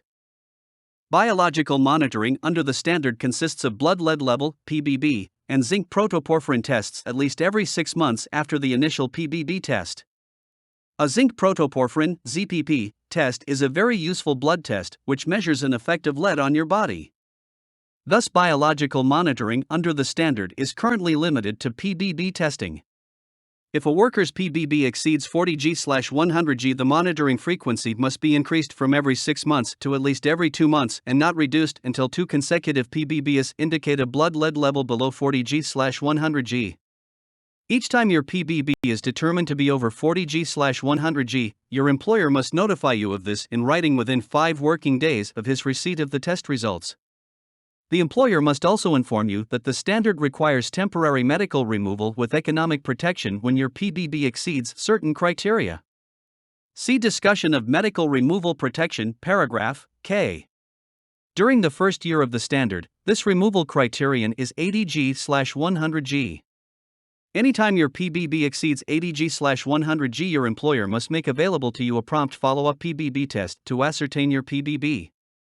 If the two tests both exceed 80 G/100 G and you are temporarily removed, then your employer must make successive PBB tests available to you on a monthly basis during the period of your removal. Medical examinations beyond the initial one must be made available on an annual basis if your blood lead level exceeds 40 G/100 G at any time during the preceding year. The initial examination will provide information to establish a baseline to which subsequent data can be compared. An initial medical examination must also be made available, prior to assignment, for each employee being assigned for the first time to an area where the airborne concentration of lead equals or exceeds the action level. In addition, a medical examination or consultation must be made available as soon as possible if you notify your employer that you are experiencing signs or symptoms commonly associated with lead poisoning, or that you have difficulty breathing while wearing a respirator or during a respirator fit test. You must also be provided a medical examination or consultation if you notify your employer that you desire medical advice concerning the effects of current or past exposure to lead on your ability to procreate a healthy child. Finally, appropriate follow-up medical examinations or consultations may also be provided for employees who have been temporarily removed from exposure under the medical removal protection provisions of the standard. See Part 9, below. The standard specifies the minimum content of pre-assignment and annual medical examinations. The content of other types of medical examinations and consultations is left up to the sound discretion of the examining physician.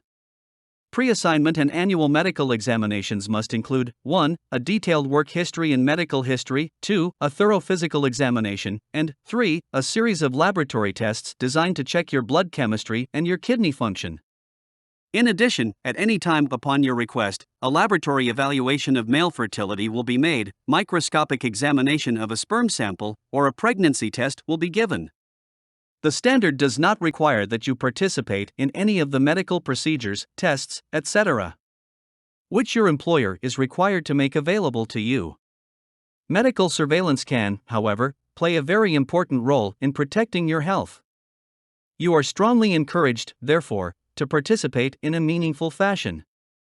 The standard contains a multiple physician review mechanism which would give you a chance to have a physician of your choice directly participate in the medical surveillance program. If you were dissatisfied with an examination by a physician chosen by your employer, you could select a second physician to conduct an independent analysis. The two doctors would attempt to resolve any differences of opinion, and select a third physician to resolve any firm dispute. Generally, your employer will choose the physician who conducts medical surveillance under the lead standard unless you and your employer can agree on the choice of a physician or physicians. Some companies and unions have agreed in advance, for example, to use certain independent medical laboratories or panels of physicians. Any of these arrangements are acceptable so long as required medical surveillance is made available to workers. The standard requires your employer to provide certain information to a physician to aid in his or her examination of you. This information includes 1. The standard and its appendices, 2. A description of your duties as they relate to lead exposure, 3. Your exposure level, 4. A description of personal protective equipment you wear, 5. Prior blood lead level results, and 6. Prior written medical opinions concerning you that the employer has. After a medical examination or consultation, the physician must prepare a written report which must contain 1. The physician's opinion as to whether you have any medical condition which places you at increased risk of material impairment to health from exposure to lead, 2. Any recommended special protective measures to be provided to you, 3. Any blood lead level determinations, and 4. Any recommended limitation on your use of respirators. This last element must include a determination of whether you can wear a powered air purifying respirator, PAPR, if you are found unable to wear a negative pressure respirator.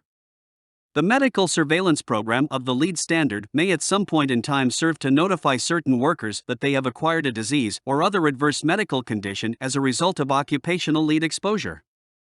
If this is true, these workers might have legal rights to compensation from public agencies, their employers, firms that supply hazardous products to their employers, or other persons.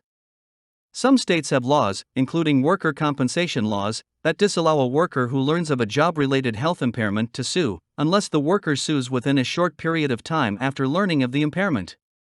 This period of time may be a matter of months or years. An attorney can be consulted about these possibilities. It should be stressed that OSHA is in no way trying to either encourage or discourage claims or lawsuits.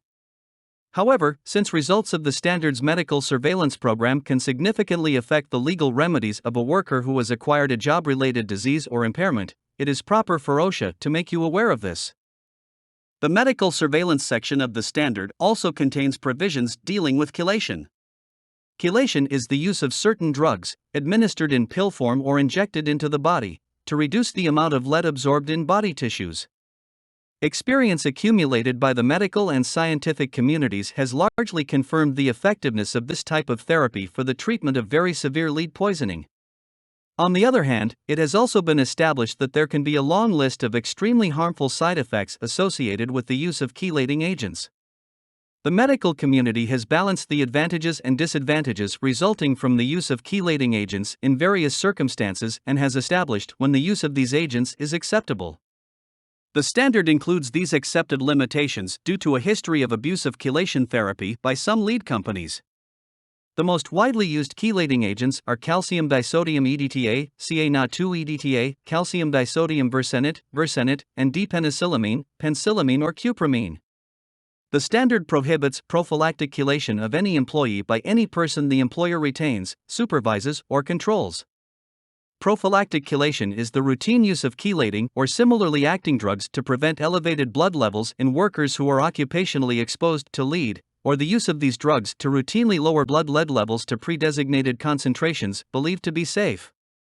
It should be emphasized that where an employer takes a worker who has no symptoms of lead poisoning and has chelation carried out by a physician, either inside or outside of a hospital, solely to reduce the worker's blood lead level, that will generally be considered prophylactic chelation. The use of a hospital and a physician does not mean that prophylactic chelation is not being performed. Routine chelation to prevent increased or reduce current blood lead levels is unacceptable whatever the setting. The standard allows the use of therapeutic or diagnostic chelation if administered under the supervision of a licensed physician in a clinical setting with thorough and appropriate medical monitoring. Therapeutic chelation responds to severe lead poisoning where there are marked symptoms. Diagnostic chelation involved giving a patient a dose of the drug, then collecting all urine excreted for some period of time as an aid to the diagnosis of lead poisoning. In cases where the examining physician determines that chelation is appropriate, you must be notified in writing of this fact before such treatment. This will inform you of a potentially harmful treatment and allow you to obtain a second opinion. 9. Medical removal protection. Paragraph K. Excessive lead absorption subjects you to increased risk of disease. Medical removal protection, MRP, is a means of protecting you when, for whatever reasons, other methods, such as engineering controls, work practices, and respirators, have failed to provide the protection you need. MRP involves the temporary removal of a worker from his or her regular job to a place of significantly lower exposure without any loss of earnings, seniority, or other employment rights or benefits. The purpose of this program is to cease further lead absorption and allow your body to naturally excrete lead which has previously been absorbed. Temporary medical removal can result from an elevated blood lead level or a medical opinion. Up to 18 months of protection is provided as a result of either form of removal. The vast majority of removed workers, however, will return to their former jobs long before this 18-month period expires. The standard contains special provisions to deal with the extraordinary but possible case where a long-term worker's blood lead level does not adequately decline during 18 months of removal. During the first year of the standard, if your blood lead level is 80 G/100 G or above, you must be removed from any exposure where your air lead level without a respirator would be 100 micrograms per cubic meter or above. If you are removed from your normal job, you may not be returned until your blood lead level declines to at least 60 G/100 G. These criteria for removal and return will change according to the following schedule. This table contains the information on removal and return to work criteria. You may also be removed from exposure even if your blood lead levels are below these criteria if a final medical determination indicates that you temporarily need reduced lead exposure for medical reasons. If the physician who is implementing your employer's medical program makes a final written opinion recommending your removal or other special protective measures, your employer must implement the physician's recommendation. If you are removed in this manner, you may only be returned when the doctor indicates that it is safe for you to do so. The standard does not give specific instructions dealing with what an employer must do with a removed worker. Your job assignment upon removal is a matter for you, your employer, and your union, if any, to work out consistent with existing procedures for job assignments. Each removal must be accomplished in a manner consistent with existing collective bargaining relationships. Your employer is given broad discretion to implement temporary removals so long as no attempt is made to override existing agreements. Similarly, a removed worker is provided no right to veto an employer's choice which satisfies the standard. In most cases, employers will likely transfer removed employees to other jobs with sufficiently low lead exposure. Alternatively, a worker's hours may be reduced so that the time-weighted average exposure is reduced, or he or she may be temporarily laid off if no other alternative is feasible. In all of these situations, MRP benefits must be provided during the period of removal, i.e., you continue to receive the same earnings, seniority, and other rights and benefits you would have had if you had not been removed. Earnings includes more than just your base wage. It includes overtime, shift differentials, incentives, and other compensation you would have earned if you had not been removed. During the period of removal, you must also be provided with appropriate follow-up medical surveillance. If you were removed because your blood lead level was too high, you must be provided with a monthly blood test. If a medical opinion caused your removal, you must be provided medical tests or examinations that the doctor believes to be appropriate. If you do not participate in this follow-up medical surveillance, you may lose your eligibility for MRP benefits. When you are medically eligible to return to your former job, your employer must return you to your former job status. This means that you are entitled to the position, wages, benefits, etc. you would have had if you had not been removed. If you would still be in your old job if no removal had occurred, that is where you go back. If not, you are returned consistent with whatever job assignment discretion your employer would have had if no removal had occurred. MRP only seeks to maintain your rights, not expand them or diminish them. If you are removed under MRP and you are also eligible for worker compensation or other compensation for lost wages, your employer's MRP benefits obligation is reduced by the amount that you actually receive from these other sources. This is also true if you obtain other employment during the time you are laid off with MRP benefits. The standard also covers situations where an employer voluntarily removes a worker from exposure to lead due to the effects of lead on the employee's medical condition, even though the standard does not require removal. In these situations, MRP benefits must still be provided as though the standard required removal. Finally, it is important to note that in all cases where removal is required, respirators cannot be used as a substitute. Respirators may be used before removal becomes necessary, but not as an alternative to a transfer to a low-exposure job, or to a layoff with MRP benefits. X. Employee Information and Training, Paragraph L. Your employer is required to provide an information and training program for all employees exposed to lead above the action level or who may suffer skin or eye irritation from lead. This program must inform these employees of the specific hazards associated with their work environment, protective measures which can be taken, the danger of lead to their bodies, including their reproductive systems, and their rights under the standard. In addition, your employer must make readily available to all employees, including those exposed below the action level, a copy of the standard and its appendices, and must distribute to all employees any materials provided to the employer by the Occupational Safety and Health Administration, OSHA. Your employer is required to complete this training program for all employees by August 28, 1979. After this date, all new employees must be trained prior to initial assignment to areas where there is a possibility of exposure over the action level. This training program must also be provided at least annually thereafter. 11. Signs, Paragraph M. The standard requires that the following warning sign be posted in the work areas when the exposure to lead exceeds the PL. Danger. Lead may damage fertility or the unborn child. Causes damage to the central nervous system. Do not eat, drink, or smoke in this area. However, prior to June 1, 2016, employers may use the following legend in lieu of that specified above. Warning. Lead work area. Poison. No smoking or eating. 12. Record keeping, Paragraph N. Your employer is required to keep all records of exposure monitoring for airborne lead. These records must include the name and job classification of employees measured, details of the sampling and analytic techniques, the results of this sampling, and the type of respiratory protection being worn by the person sampled. Your employer is also required to keep all records of biological monitoring and medical examination results. These must include the names of the employees, the physician's written opinion, and a copy of the results of the examination. All of the above kinds of records must be kept for 40 years, or for at least 20 years after your termination of employment, whichever is longer. Record keeping is also required if you are temporarily removed from your job under the Medical Removal Protection Program. This record must include your name, the date of your removal and return, how the removal was or is being accomplished, and whether or not the reason for the removal was an elevated blood lead level. Your employer is required to keep each medical removal record only for as long as the duration of an employee's employment. The standard requires that if you request to see or copy environmental monitoring, blood lead level monitoring, or medical removal records, they must be made available to you or to a representative that you authorize. Your union also has access to these records. Medical records other than PBBs must also be provided upon request to you, to your physician, or to any other person whom you may specifically designate. Your union does not have access to your personal medical records unless you authorize their access. 13. Observations of monitoring, paragraph O.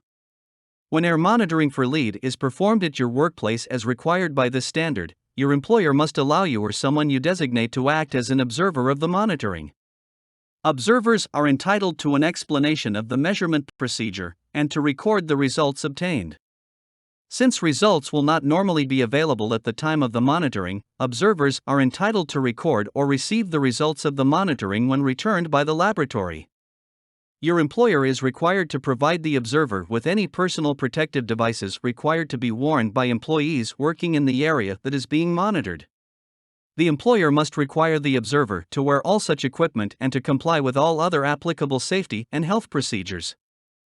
14. For additional information, copies of the standard and explanatory material may be obtained by writing or calling the OSHA Docket Office, U.S. Department of Labor, Room N 2634, 200, Constitution Avenue, N.W., Washington, D.C. 20210. Telephone, 202-219-7894. 1. The Standard and Summary of the Statement of Reasons, Preamble, Federal Register, Volume 43, pages 52,952 to 53,014, November 14, 1978. 2. The Full Statement of Reasons, Preamble, Federal Register, Volume 43, pages 54,354 to 54,509, November 21, 1978. 3. Partial Administrative Stay and Corrections to the Standard, 44 FR 5446 to 5448, January 26, 1979. 4. Notice of the Partial Judicial Stay, 44 FR 14554, 14555, March 13, 1979. 5. Corrections to the Preamble, Federal Register, Volume 44, pages 20,680 to 20,681, April 6, 1979. 6. Additional correction to the Preamble concerning the construction industry, Federal Register, Volume 44, p. 50338, August 28, 1979. 7. Appendices to the Standard, Appendices A, B, C, Federal Register, Volume 44, pages 60,980 to 60,995, October 23, 1979. 8. Corrections to Appendices, Federal Register, Volume 44, 68828, November 30, 1979. 9. Revision to the Standard and an additional appendix, Appendix D, Federal Register, Volume 47, pages 51,117 to 51,119, November 12, 1982. 10. Notice of Reopening of Lead Rulemaking for 9 Remand Industry Sectors, Federal Register, Volume 53, pages 11511, 11513, April 7, 1988. 11. Statement of Reasons, Federal Register, Volume 54, pages 29,142 to 29,275, July 11, 1989. 12. A Statement of Reasons, Federal Register, Volume 55, pages 3146 to 3167, January 30, 1990. 13. Correction to Appendix B, Federal Register, Volume 55, pages 4998 to 4999, February 13, 1991.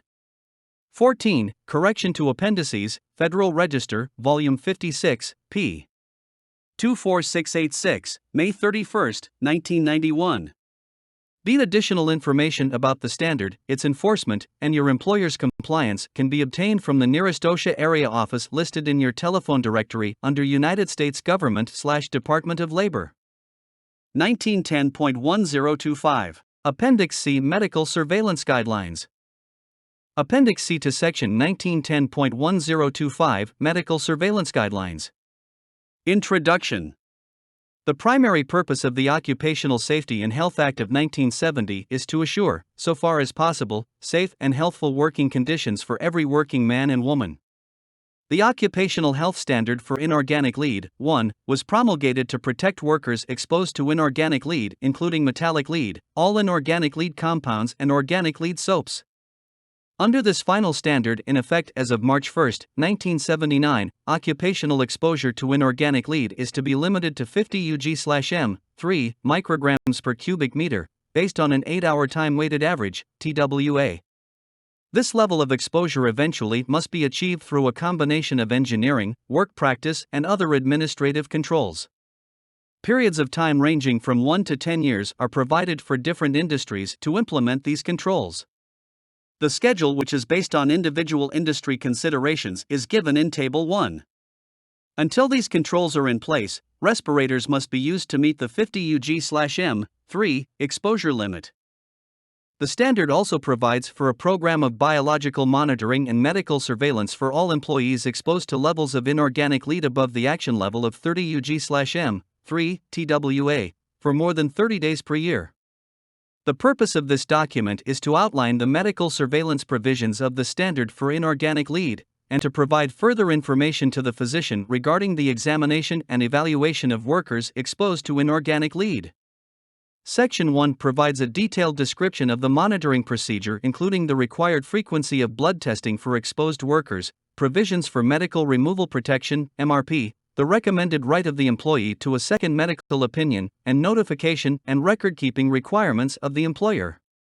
A discussion of the requirements for respirator use and respirator monitoring and OSHA's position on prophylactic chelation therapy are also included in this section. Section 2 discusses the toxic effects and clinical manifestations of lead poisoning and effects of lead intoxication on enzymatic pathways in heme synthesis. The adverse effects on both male and female reproductive capacity and on the fetus are also discussed.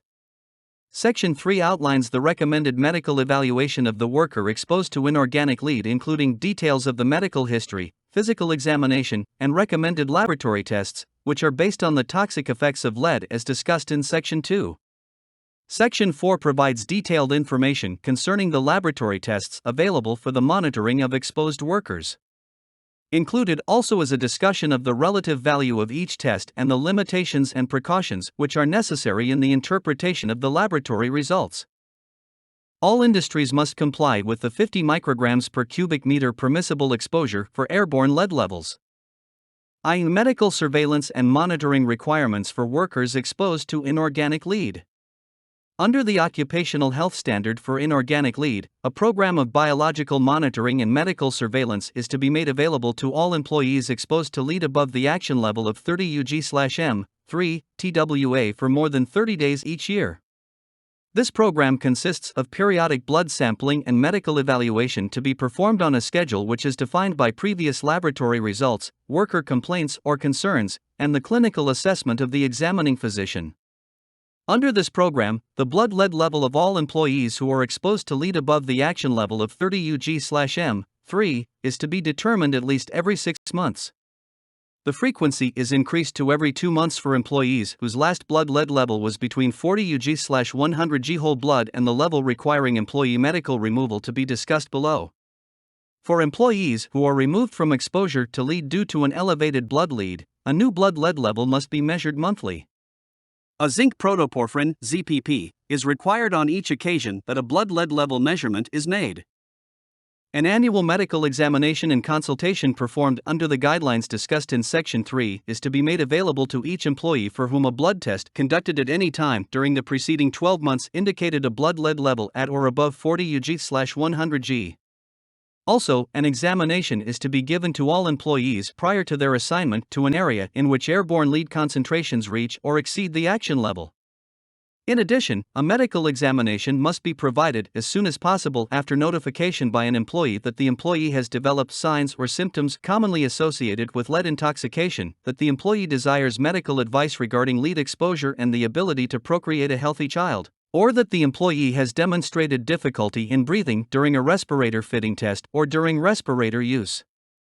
An examination is also to be made available to each employee removed from exposure to lead due to a risk of sustaining material impairment to health, or otherwise limited or specially protected pursuant to medical recommendations. Results of biological monitoring or the recommendations of an examining physician may necessitate removal of an employee from further lead exposure pursuant to the Standards Medical Removal Protection (MRP) program. The object of the MRP program is to provide temporary medical removal to workers either with substantially elevated blood lead levels or otherwise at risk of sustaining material health impairment from continued substantial exposure to lead. The following guidelines, which are summarized in Table 2, were created under the standard for the temporary removal of an exposed employee and his or her subsequent return to work in an exposure area. At blood lead level requiring employee medical removal. Level must be confirmed with second follow-up blood lead level within 2 weeks of first report, if greater than or equal to 60 G/100 G or average of last 3 blood samples or all blood samples over previous 6 months, whichever is over a longer time period, is 50 G/100 G or greater unless last blood sample is 40 G/100 G or less. B. Frequency which employees exposed to action level of lead, 30 micrograms per cubic meter TWA, must have blood lead level checked. ZPP is also required in each occasion that a blood lead is obtained. Sad face. Last blood lead level less than 40 G/100 G testing is required every 6 months. 2. Last blood lead level between 40 G/100 G and level requiring medical removal, CA above, testing is required every 2 months. 3. Employees removed from exposure to lead because of an elevated blood lead level, testing is required every month. C. Permissible airborne exposure limit for workers removed from work due to an elevated blood lead level, without regard to respirator protection, is 30 micrograms per cubic meter 8-hour TWA. D. Blood lead level confirmed with a second blood analysis, at which employee may return to work. Permissible exposure without regard to respirator protection is listed by industry in Table I as 40 G/100 G. Note, when medical opinion indicates that an employee is at risk of material impairment from exposure to lead, the physician can remove an employee from exposures exceeding the action level or less, or recommended special protective measures as deemed appropriate and necessary. Medical monitoring during the medical removal period can be more stringent than noted in the table above if the physician so specifies.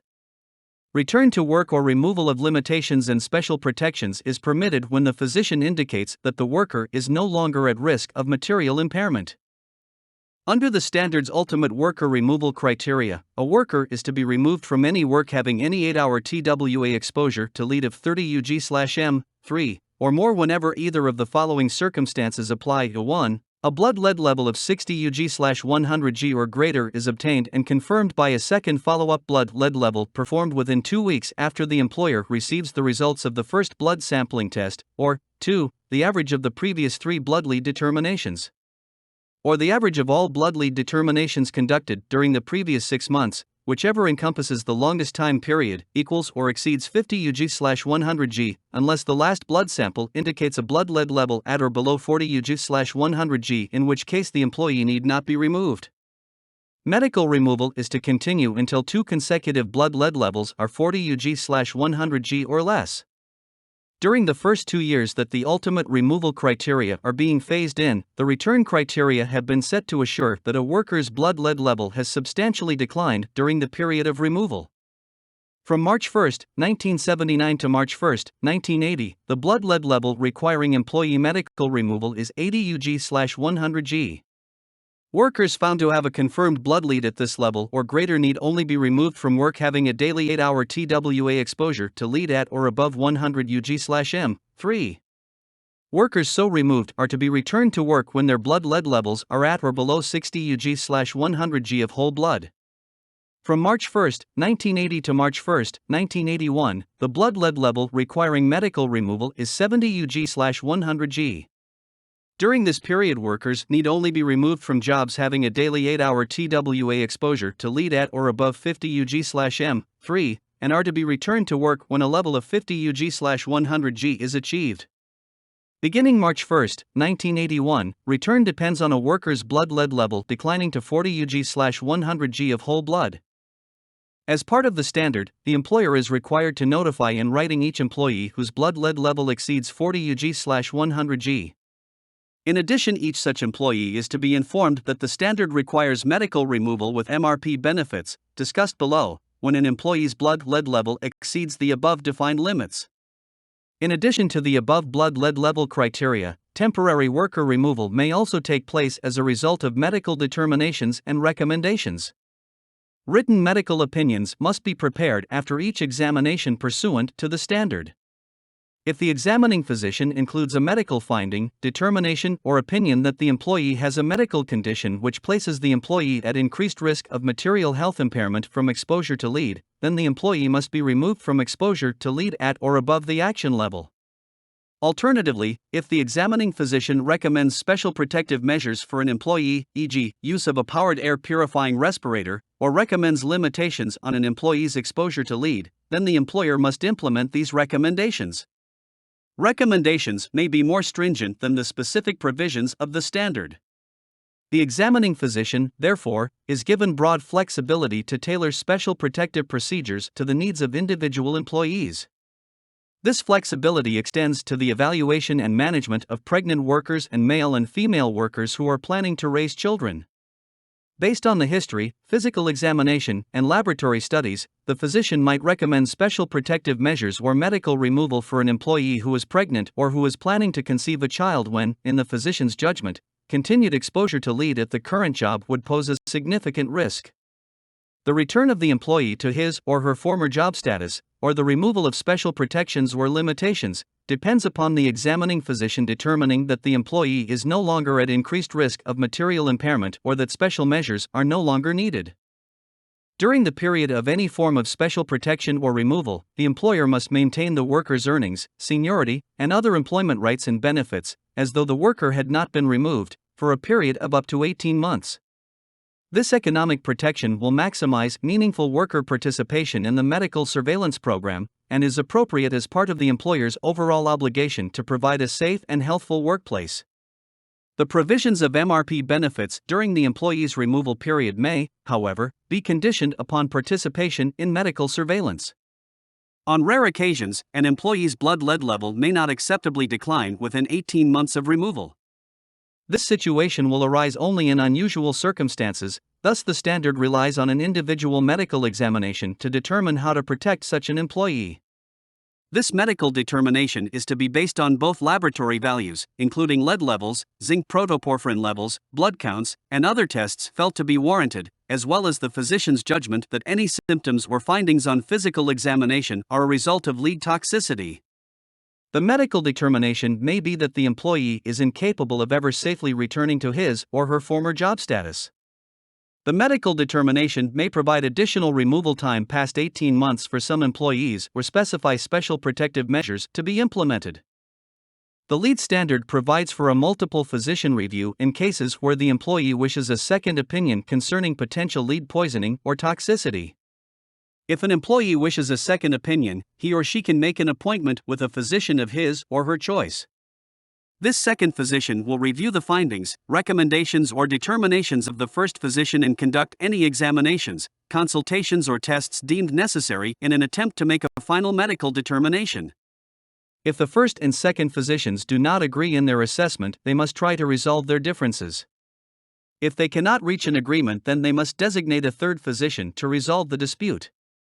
The employer must provide examining and consulting physicians with the following specific information: a copy of the lead regulations and all appendices, a description of the employee's duties as related to exposure, the exposure level to lead and any other toxic substances, if applicable, a description of personal protective equipment used, blood lead levels, and all prior written medical opinions regarding the employee in the employer's possession or control. The employer must also obtain from the physician and provide the employee with a written medical opinion containing blood lead levels, the physician's opinion as to whether the employee is at risk of material impairment to health, any recommended protective measures for the employee if further exposure is permitted, as well as any recommended limitations upon an employee's use of respirators. Employers must instruct each physician not to reveal to the employer in writing or in any other way his or her findings, laboratory results, or diagnoses which are felt to be unrelated to occupational lead exposure. They must also instruct each physician to advise the employee of any occupationally or non-occupationally related medical condition requiring further treatment or evaluation. The standard provides for the use of respirators where engineering and other primary controls have not been fully implemented. However, the use of respirator protection shall not be used in lieu of temporary medical removal due to elevated blood lead levels or findings that an employee is at risk of material health impairment. This is based on the numerous inadequacies of respirators, including skin rash where the facepiece makes contact with the skin, unacceptable stress to breathing in some workers with underlying cardiopulmonary impairment, difficulty in providing adequate fit, the tendency for respirators to create additional hazards by interfering with vision, hearing, and mobility, and the difficulties of assuring the maximum effectiveness of a complicated work practice program involving respirators. Respirators do, however, serve a useful function where engineering and work practice controls are inadequate by providing supplementary, interim, or short-term protection, provided they are properly selected for the environment in which the employee will be working, properly fitted to the employee, maintained and cleaned periodically, and worn by the employee when required. In its final standard on occupational exposure to inorganic lead, OSHA has prohibited prophylactic chelation. Diagnostic and therapeutic chelation are permitted only under the supervision of a licensed physician with appropriate medical monitoring in an acceptable clinical setting. The decision to initiate chelation therapy must be made on an individual basis and take into account the severity of symptoms felt to be a result of lead toxicity along with blood lead levels, ZPP levels, and other laboratory tests as appropriate. EDTA and penicillamine, which are the primary chelating agents used in the therapy of occupational lead poisoning, have significant potential side effects, and their use must be justified on the basis of expected benefits to the worker. Unless frank and severe symptoms are present, therapeutic chelation is not recommended given the opportunity to remove a worker from exposure and allow the body to naturally excrete accumulated lead. As a diagnostic aid, the chelation mobilization test using CAEDTA has limited applicability. According to some investigators, the test can differentiate between lead-induced and other nephropathies. The test may also provide an estimation of the mobile fraction of the total body lead burden. Employers are required to assure that accurate records are maintained on exposure monitoring, medical surveillance, and medical removal for each employee. Exposure monitoring and medical surveillance records must be kept for 40 years or the duration of employment plus 20 years, whichever is longer, while medical removal records must be maintained for the duration of employment. All records required under the standard must be made available upon request to the Assistant Secretary of Labor for Occupational Safety and Health and the Director of the National Institute for Occupational Safety and Health.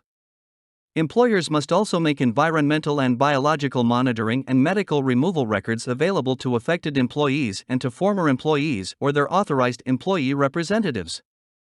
Employees or their specifically designated representatives have access to their entire medical surveillance records. In addition, the standard requires that the employer inform all workers exposed to lead at or above the action level of the provisions of the standard and all its appendices, the purpose and description of medical surveillance and provisions for medical removal protection if temporary removal is required. An understanding of the potential health effects of lead exposure by all exposed employees along with full understanding of their rights under the lead standard is essential for an effective monitoring program. 2. Adverse health effects of inorganic lead. Although the toxicity of lead has been known for 2,000 years, the knowledge of the complex relationship between lead exposure and human response is still being refined. Significant research into the toxic properties of lead continues throughout the world, and it should be anticipated that our understanding of thresholds of effects and margins of safety will be improved in future years. The provisions of the lead standard are founded on two prime medical judgments. First, the prevention of adverse health effects from exposure to lead throughout a working lifetime requires that worker blood lead levels be maintained at or below 40 G/100 G. And second, the blood lead levels of workers, male or female, who intend to parent in the near future should be maintained below 30 UG/100 G to minimize adverse reproductive health effects to the parents and developing fetus. The adverse effects of lead on reproduction are being actively researched, and OSHA encourages the physician to remain abreast of recent developments in the area to best advise pregnant workers or workers planning to conceive children. The spectrum of health effects caused by lead exposure can be subdivided into 5 developmental stages: normal, physiological changes of uncertain significance, pathophysiological changes, overt symptoms, morbidity, and mortality. Within this process, there are no sharp distinctions, but rather a continuum of effects. Boundaries between categories overlap due to the wide variation of individual responses and exposures in the working population. OSHA's development of the LEAD standard focused on pathophysiological changes as well as later stages of disease. 1. Heme synthesis inhibition. The earliest demonstrated effect of lead involves its ability to inhibit at least two enzymes of the heme synthesis pathway at very low blood levels. Inhibition of delta-aminolevulinic acid dehydrase, ALAD, which catalyzes the conversion of delta-aminolevulinic acid, ALA, to protoporphyrin is observed at a blood lead level below 20 Ug/100 G whole blood. At a blood lead level of 40 Ug/100 G, more than 20% of the population would have 70% inhibition of ALAD. There is an exponential increase in ALA excretion at blood lead levels greater than 40 Ug/100 G. Another enzyme, ferrochelatase, is also inhibited at low blood lead levels. Inhibition of ferrochelatase leads to increased free erythrocyte protoporphyrin, FEP, in the blood, which can then bind to zinc to yield zinc protoporphyrin. At a blood lead level of 50 Ug/100 G or greater, nearly 100% of the population will have an increase in FEP. There is also an exponential relationship between blood lead levels greater than 40 Ug/100 G and the associated ZPP level, which has led to the development of the ZPP screening test for lead exposure. While the significance of these effects is subject to debate, it is OSHA's position that these enzyme disturbances are early stages of a disease process which may eventually result in the clinical symptoms of lead poisoning.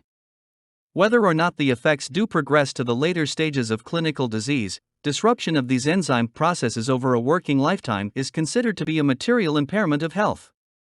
One of the eventual results of lead-induced inhibition of enzymes in the heme synthesis pathway is anemia, which can be asymptomatic if mild but associated with a wide array of symptoms including dizziness, fatigue, and tachycardia when more severe. Studies have indicated that lead levels as low as 50 Ug/100 G can be associated with a definite decreased hemoglobin, although most cases of lead-induced anemia, as well as shortened red cell survival times, occur at lead levels exceeding 80 Ug/100 G. Inhibited hemoglobin synthesis is more common in chronic cases, whereas shortened erythrocyte lifespan is more common in acute cases. In lead-induced anemias, there is usually a reticulocytosis along with the presence of basophilic stippling and ring sideroblasts, although none of the above are pathognomonic for lead-induced anemia. 2. Neurological effects. Inorganic lead has been found to have toxic effects on both the central and peripheral nervous systems. The earliest stages of lead-induced central nervous system effects first manifest themselves in the form of behavioral disturbances and central nervous system symptoms including irritability, restlessness, insomnia, and other sleep disturbances, fatigue, vertigo, headache, poor memory, tremor, depression, and apathy. With more severe exposure, symptoms can progress to drowsiness, stupor, hallucinations, delirium, convulsions, and coma.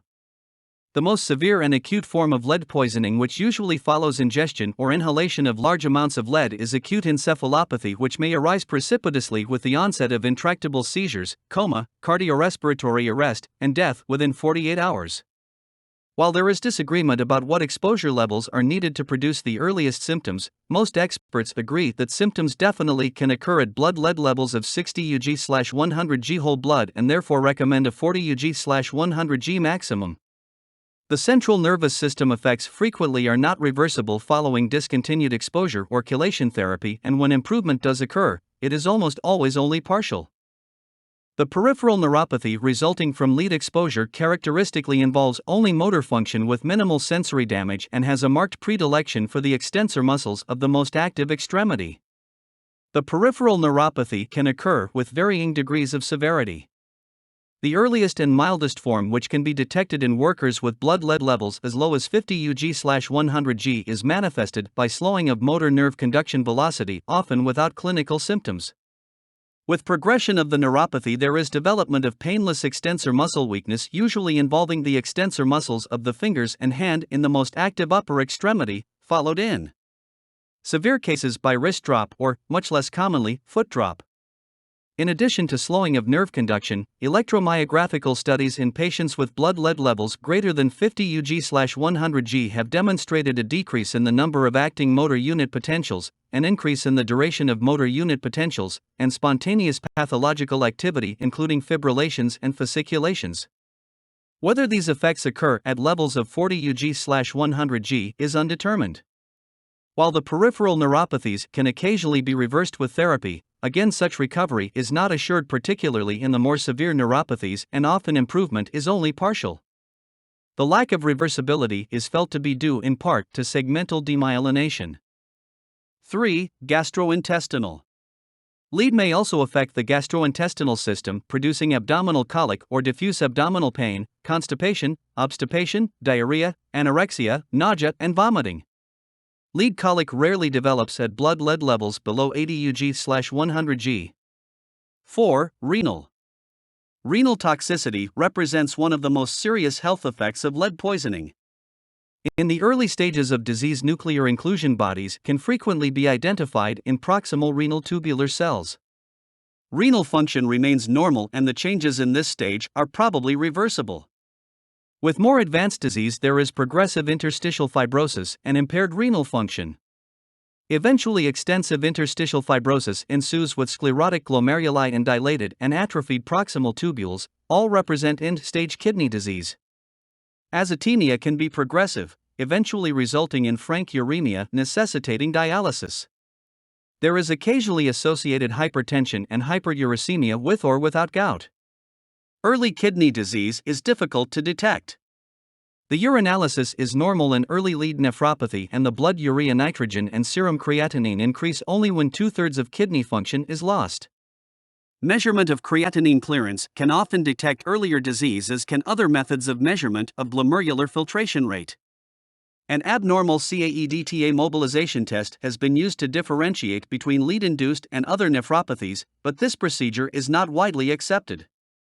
A form of Fanconi syndrome with aminoaciduria, glycosuria, and hyperphosphaturia indicating severe injury to the proximal renal tubules is occasionally seen in children.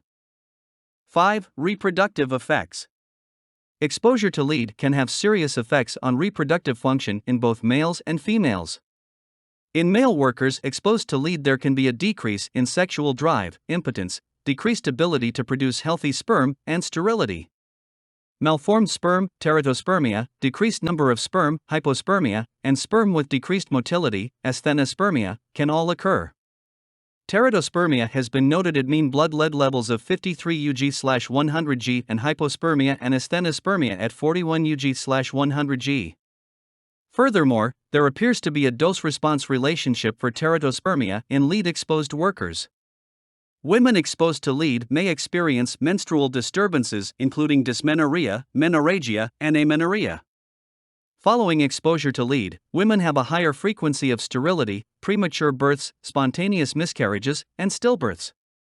Germ cells can be affected by lead and cause genetic damage in the egg or sperm cells before conception and result in failure to implant, miscarriage, stillbirth, or birth defects. Infants of mothers with lead poisoning have a higher mortality during the first year and suffer from lowered birth weights, slower growth, and nervous system disorders.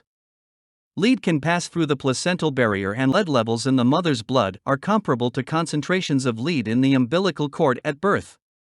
Transplacental passage becomes detectable at 12 to 14 weeks of gestation and increases until birth. There is little direct data on damage to the fetus from exposure to lead, but it is generally assumed that the fetus and newborn would be at least as susceptible to neurological damage as young children. Blood lead levels of 50 to 60 Ug/100 G in children can cause significant neurobehavioral impairments, and there is evidence of hyperactivity at blood levels as low as 25 Ug/100 G. Given the overall body of literature concerning the adverse health effects of lead in children, OSHA feels that the blood lead level in children should be maintained below 30 Ug/100 G with a population mean of 15 Ug/100 G. Blood lead levels in the fetus and newborn likewise should not exceed 30 Ug/100 G. Because of lead's ability to pass through the placental barrier and also because of the demonstrated adverse effects of lead on reproductive function in both the male and female, as well as the risk of genetic damage of lead on both the ovum and sperm, OSHA recommends a 30 Ug/100 G maximum permissible blood lead level in both males and females who wish to bear children. 6. Other toxic effects. Debate and research continue on the effects of lead on the human body. Hypertension has frequently been noted in occupationally exposed individuals, although it is difficult to assess whether this is due to lead's adverse effects on the kidney or if some other mechanism is involved. Vascular and electrocardiographic changes have been detected but have not been well characterized. Lead is thought to impair thyroid function and interfere with the pituitary adrenal axis, but again these effects have not been well defined. 3. Medical evaluation. The most important principle in evaluating a worker for any occupational disease, including lead poisoning, is a high index of suspicion on the part of the examining physician. As discussed in Section 2, lead can affect numerous organ systems and produce a wide array of signs and symptoms, most of which are nonspecific and subtle in nature, at least in the early stages of disease. Unless serious concern for lead toxicity is present, many of the early clues to diagnosis may easily be overlooked. The crucial initial step in the medical evaluation is recognizing that a worker's employment can result in exposure to lead. The worker will frequently be able to define exposures to lead and lead-containing materials, but often will not volunteer this information unless specifically asked. In other situations, the worker may not know of any exposures to lead, but the suspicion might be raised on the part of the physician because of the industry or occupation of the worker. Potential occupational exposure to lead and its compounds occur in at least 120 occupations, including lead smelting, the manufacture of lead storage batteries, the manufacture of lead pigments and products containing pigments, solder manufacture, shipbuilding and ship repair, auto manufacturing, construction, and painting. Once the possibility for lead exposure is raised, the focus can then be directed toward eliciting information from the medical history, physical exam, and finally from laboratory data to evaluate the worker for potential lead toxicity. A complete and detailed work history is important in the initial evaluation. A listing of all previous employment with information on work processes, exposure to fumes or dust, known exposures to lead or other toxic substances, respiratory protection used, and previous medical surveillance should all be included in the worker's record. Where exposure to lead is suspected, information concerning on-the-job personal hygiene, smoking or eating habits in work areas, laundry procedures, and use of any protective clothing or respiratory protection equipment should be noted. A complete work history is essential in the medical evaluation of a worker with suspected lead toxicity, especially when long-term effects such as neurotoxicity and nephrotoxicity are considered. The medical history is also of fundamental importance and should include a listing of all past and current medical conditions, current medications including proprietary drug intake, previous surgeries and hospitalizations, allergies, smoking history, alcohol consumption, and also non-occupational lead exposures such as hobbies, hunting, riflery. Also known childhood exposures should be elicited. Any previous history of hematological, neurological, gastrointestinal, renal, psychological, gynecological, genetic, or reproductive problems should be specifically noted. A careful and complete review of systems must be performed to assess both recognized complaints and subtle or slowly acquired symptoms which the worker might not appreciate as being significant. The review of symptoms should include the following: general weight loss, fatigue, decreased appetite. Head, eyes, ears, nose, throat, heat, headaches, visual disturbances or decreased visual acuity, hearing deficits or tinnitus, pigmentation of the oral mucosa, or metallic taste in mouth. Cardiopulmonary shortness of breath, cough, chest pains, palpitations, or orthopnea. Gastrointestinal nausea, vomiting, heartburn, abdominal pain, constipation or diarrhea. Neurologic irritability, insomnia, weakness, fatigue, dizziness, loss of memory, confusion, hallucinations, incoordination, ataxia, decreased strength in hands or feet, disturbances in gait, difficulty in climbing stairs, or seizures. Hematologic pallor, easy fatigability, abnormal blood loss, melena.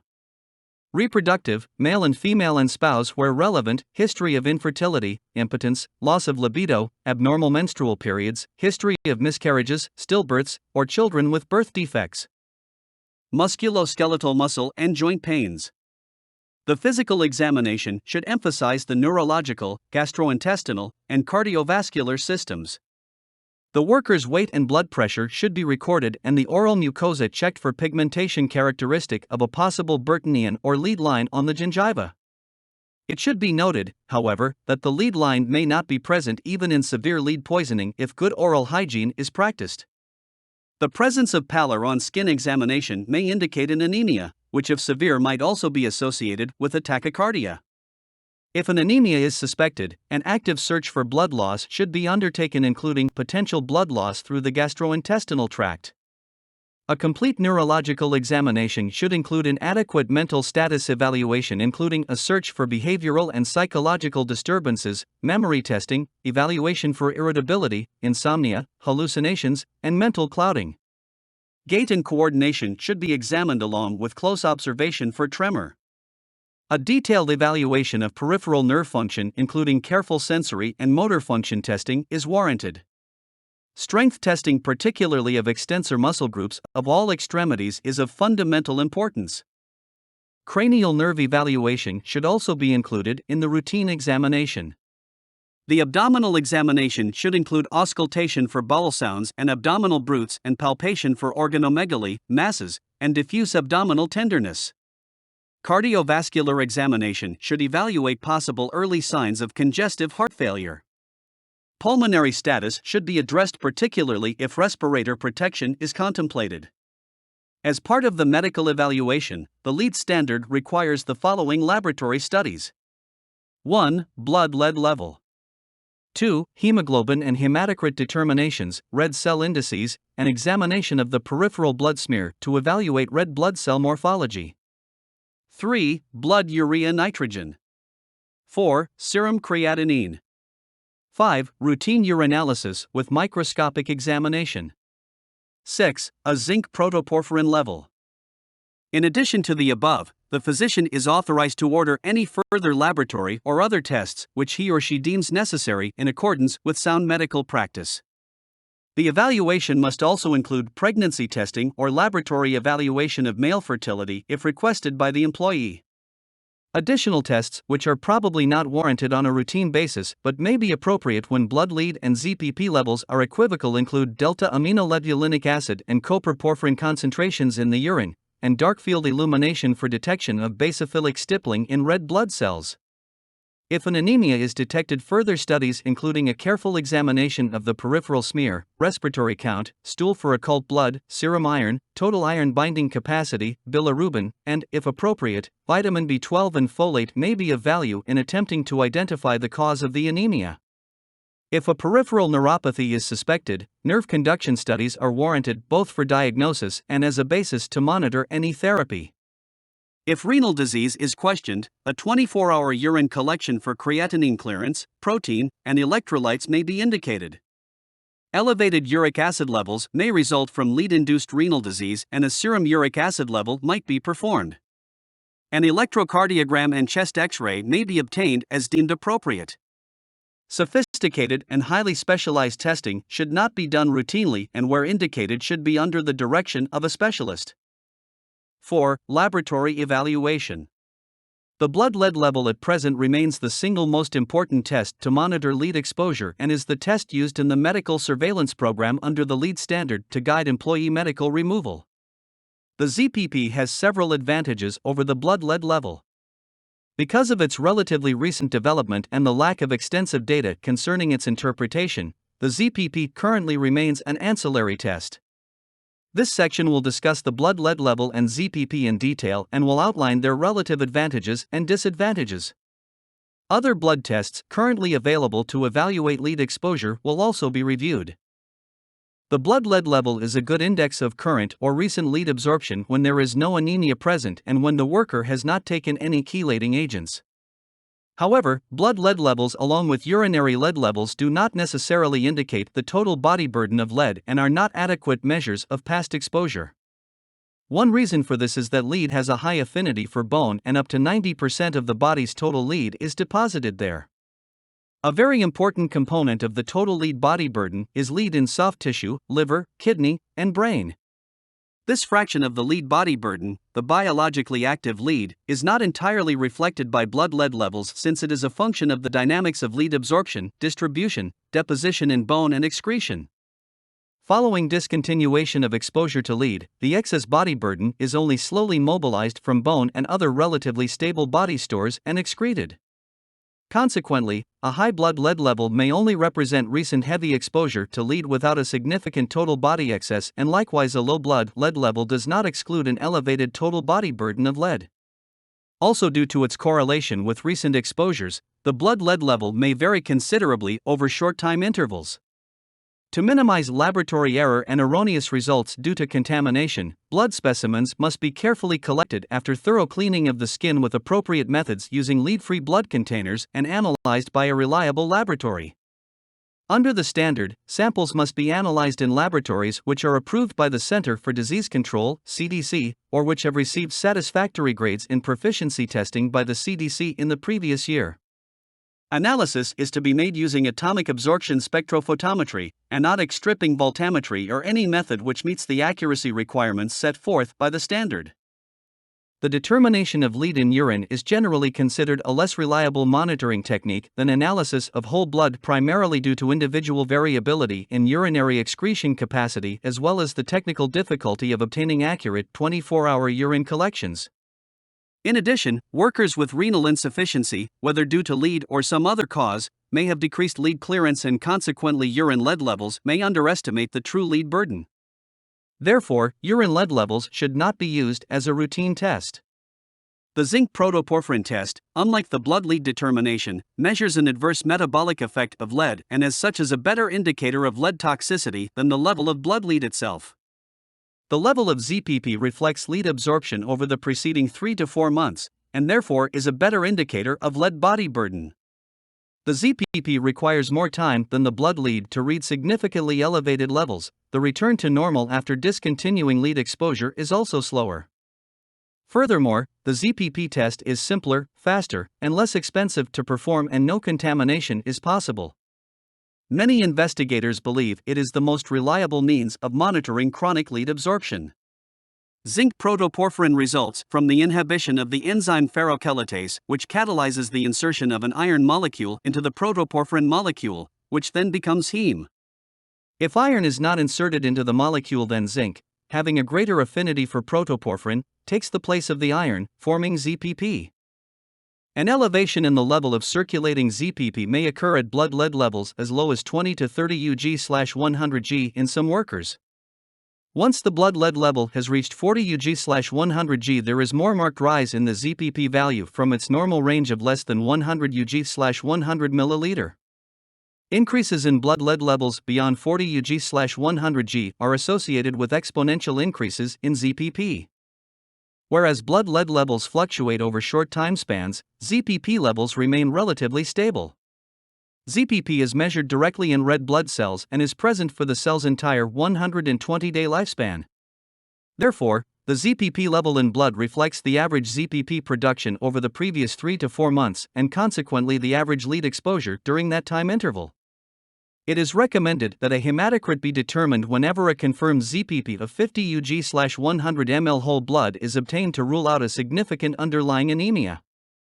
If the ZPP is in excess of 100 Ug/100 ml and not associated with abnormal elevations in blood lead levels, the laboratory should be checked to be sure that blood leads were determined using atomic absorption spectrophotometry, anodic stripping voltammetry, or any method which meets the accuracy requirements set forth by the standard by a CDC-approved laboratory which is experienced in lead level determinations.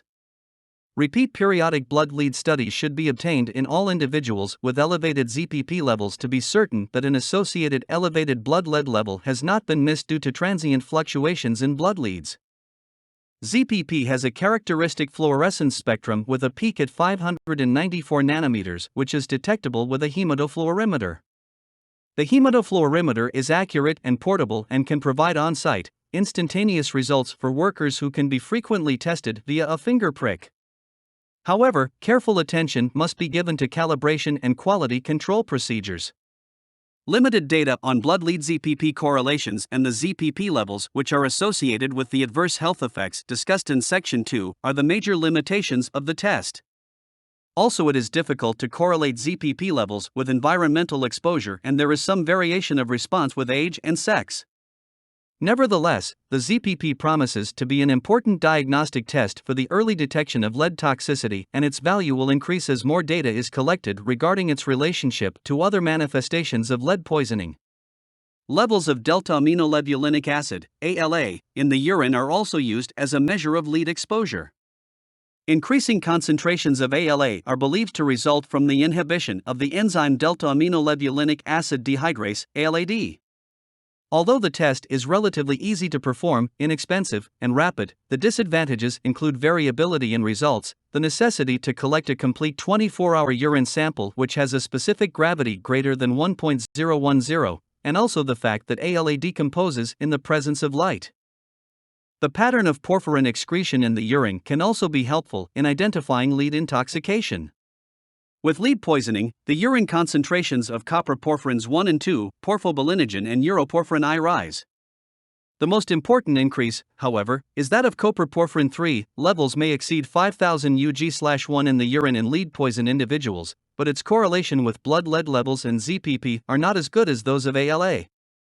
Increases in urinary porphyrins are not diagnostic of lead toxicity and may be seen in porphyria, some liver diseases, and in patients with high respiratory counts.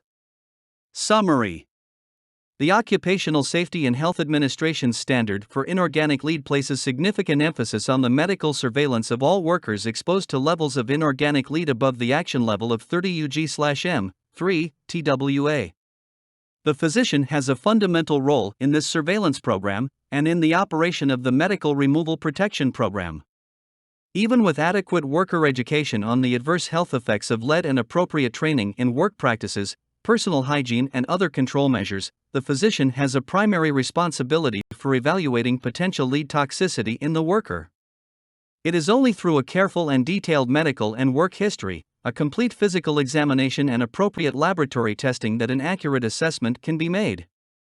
Many of the adverse health effects of lead toxicity are either irreversible or only partially reversible, and therefore early detection of disease is very important. This document outlines the medical monitoring program as defined by the Occupational Safety and Health Standard for inorganic lead. It reviews the adverse health effects of lead poisoning and describes the important elements of the history and physical examinations as they relate to these adverse effects.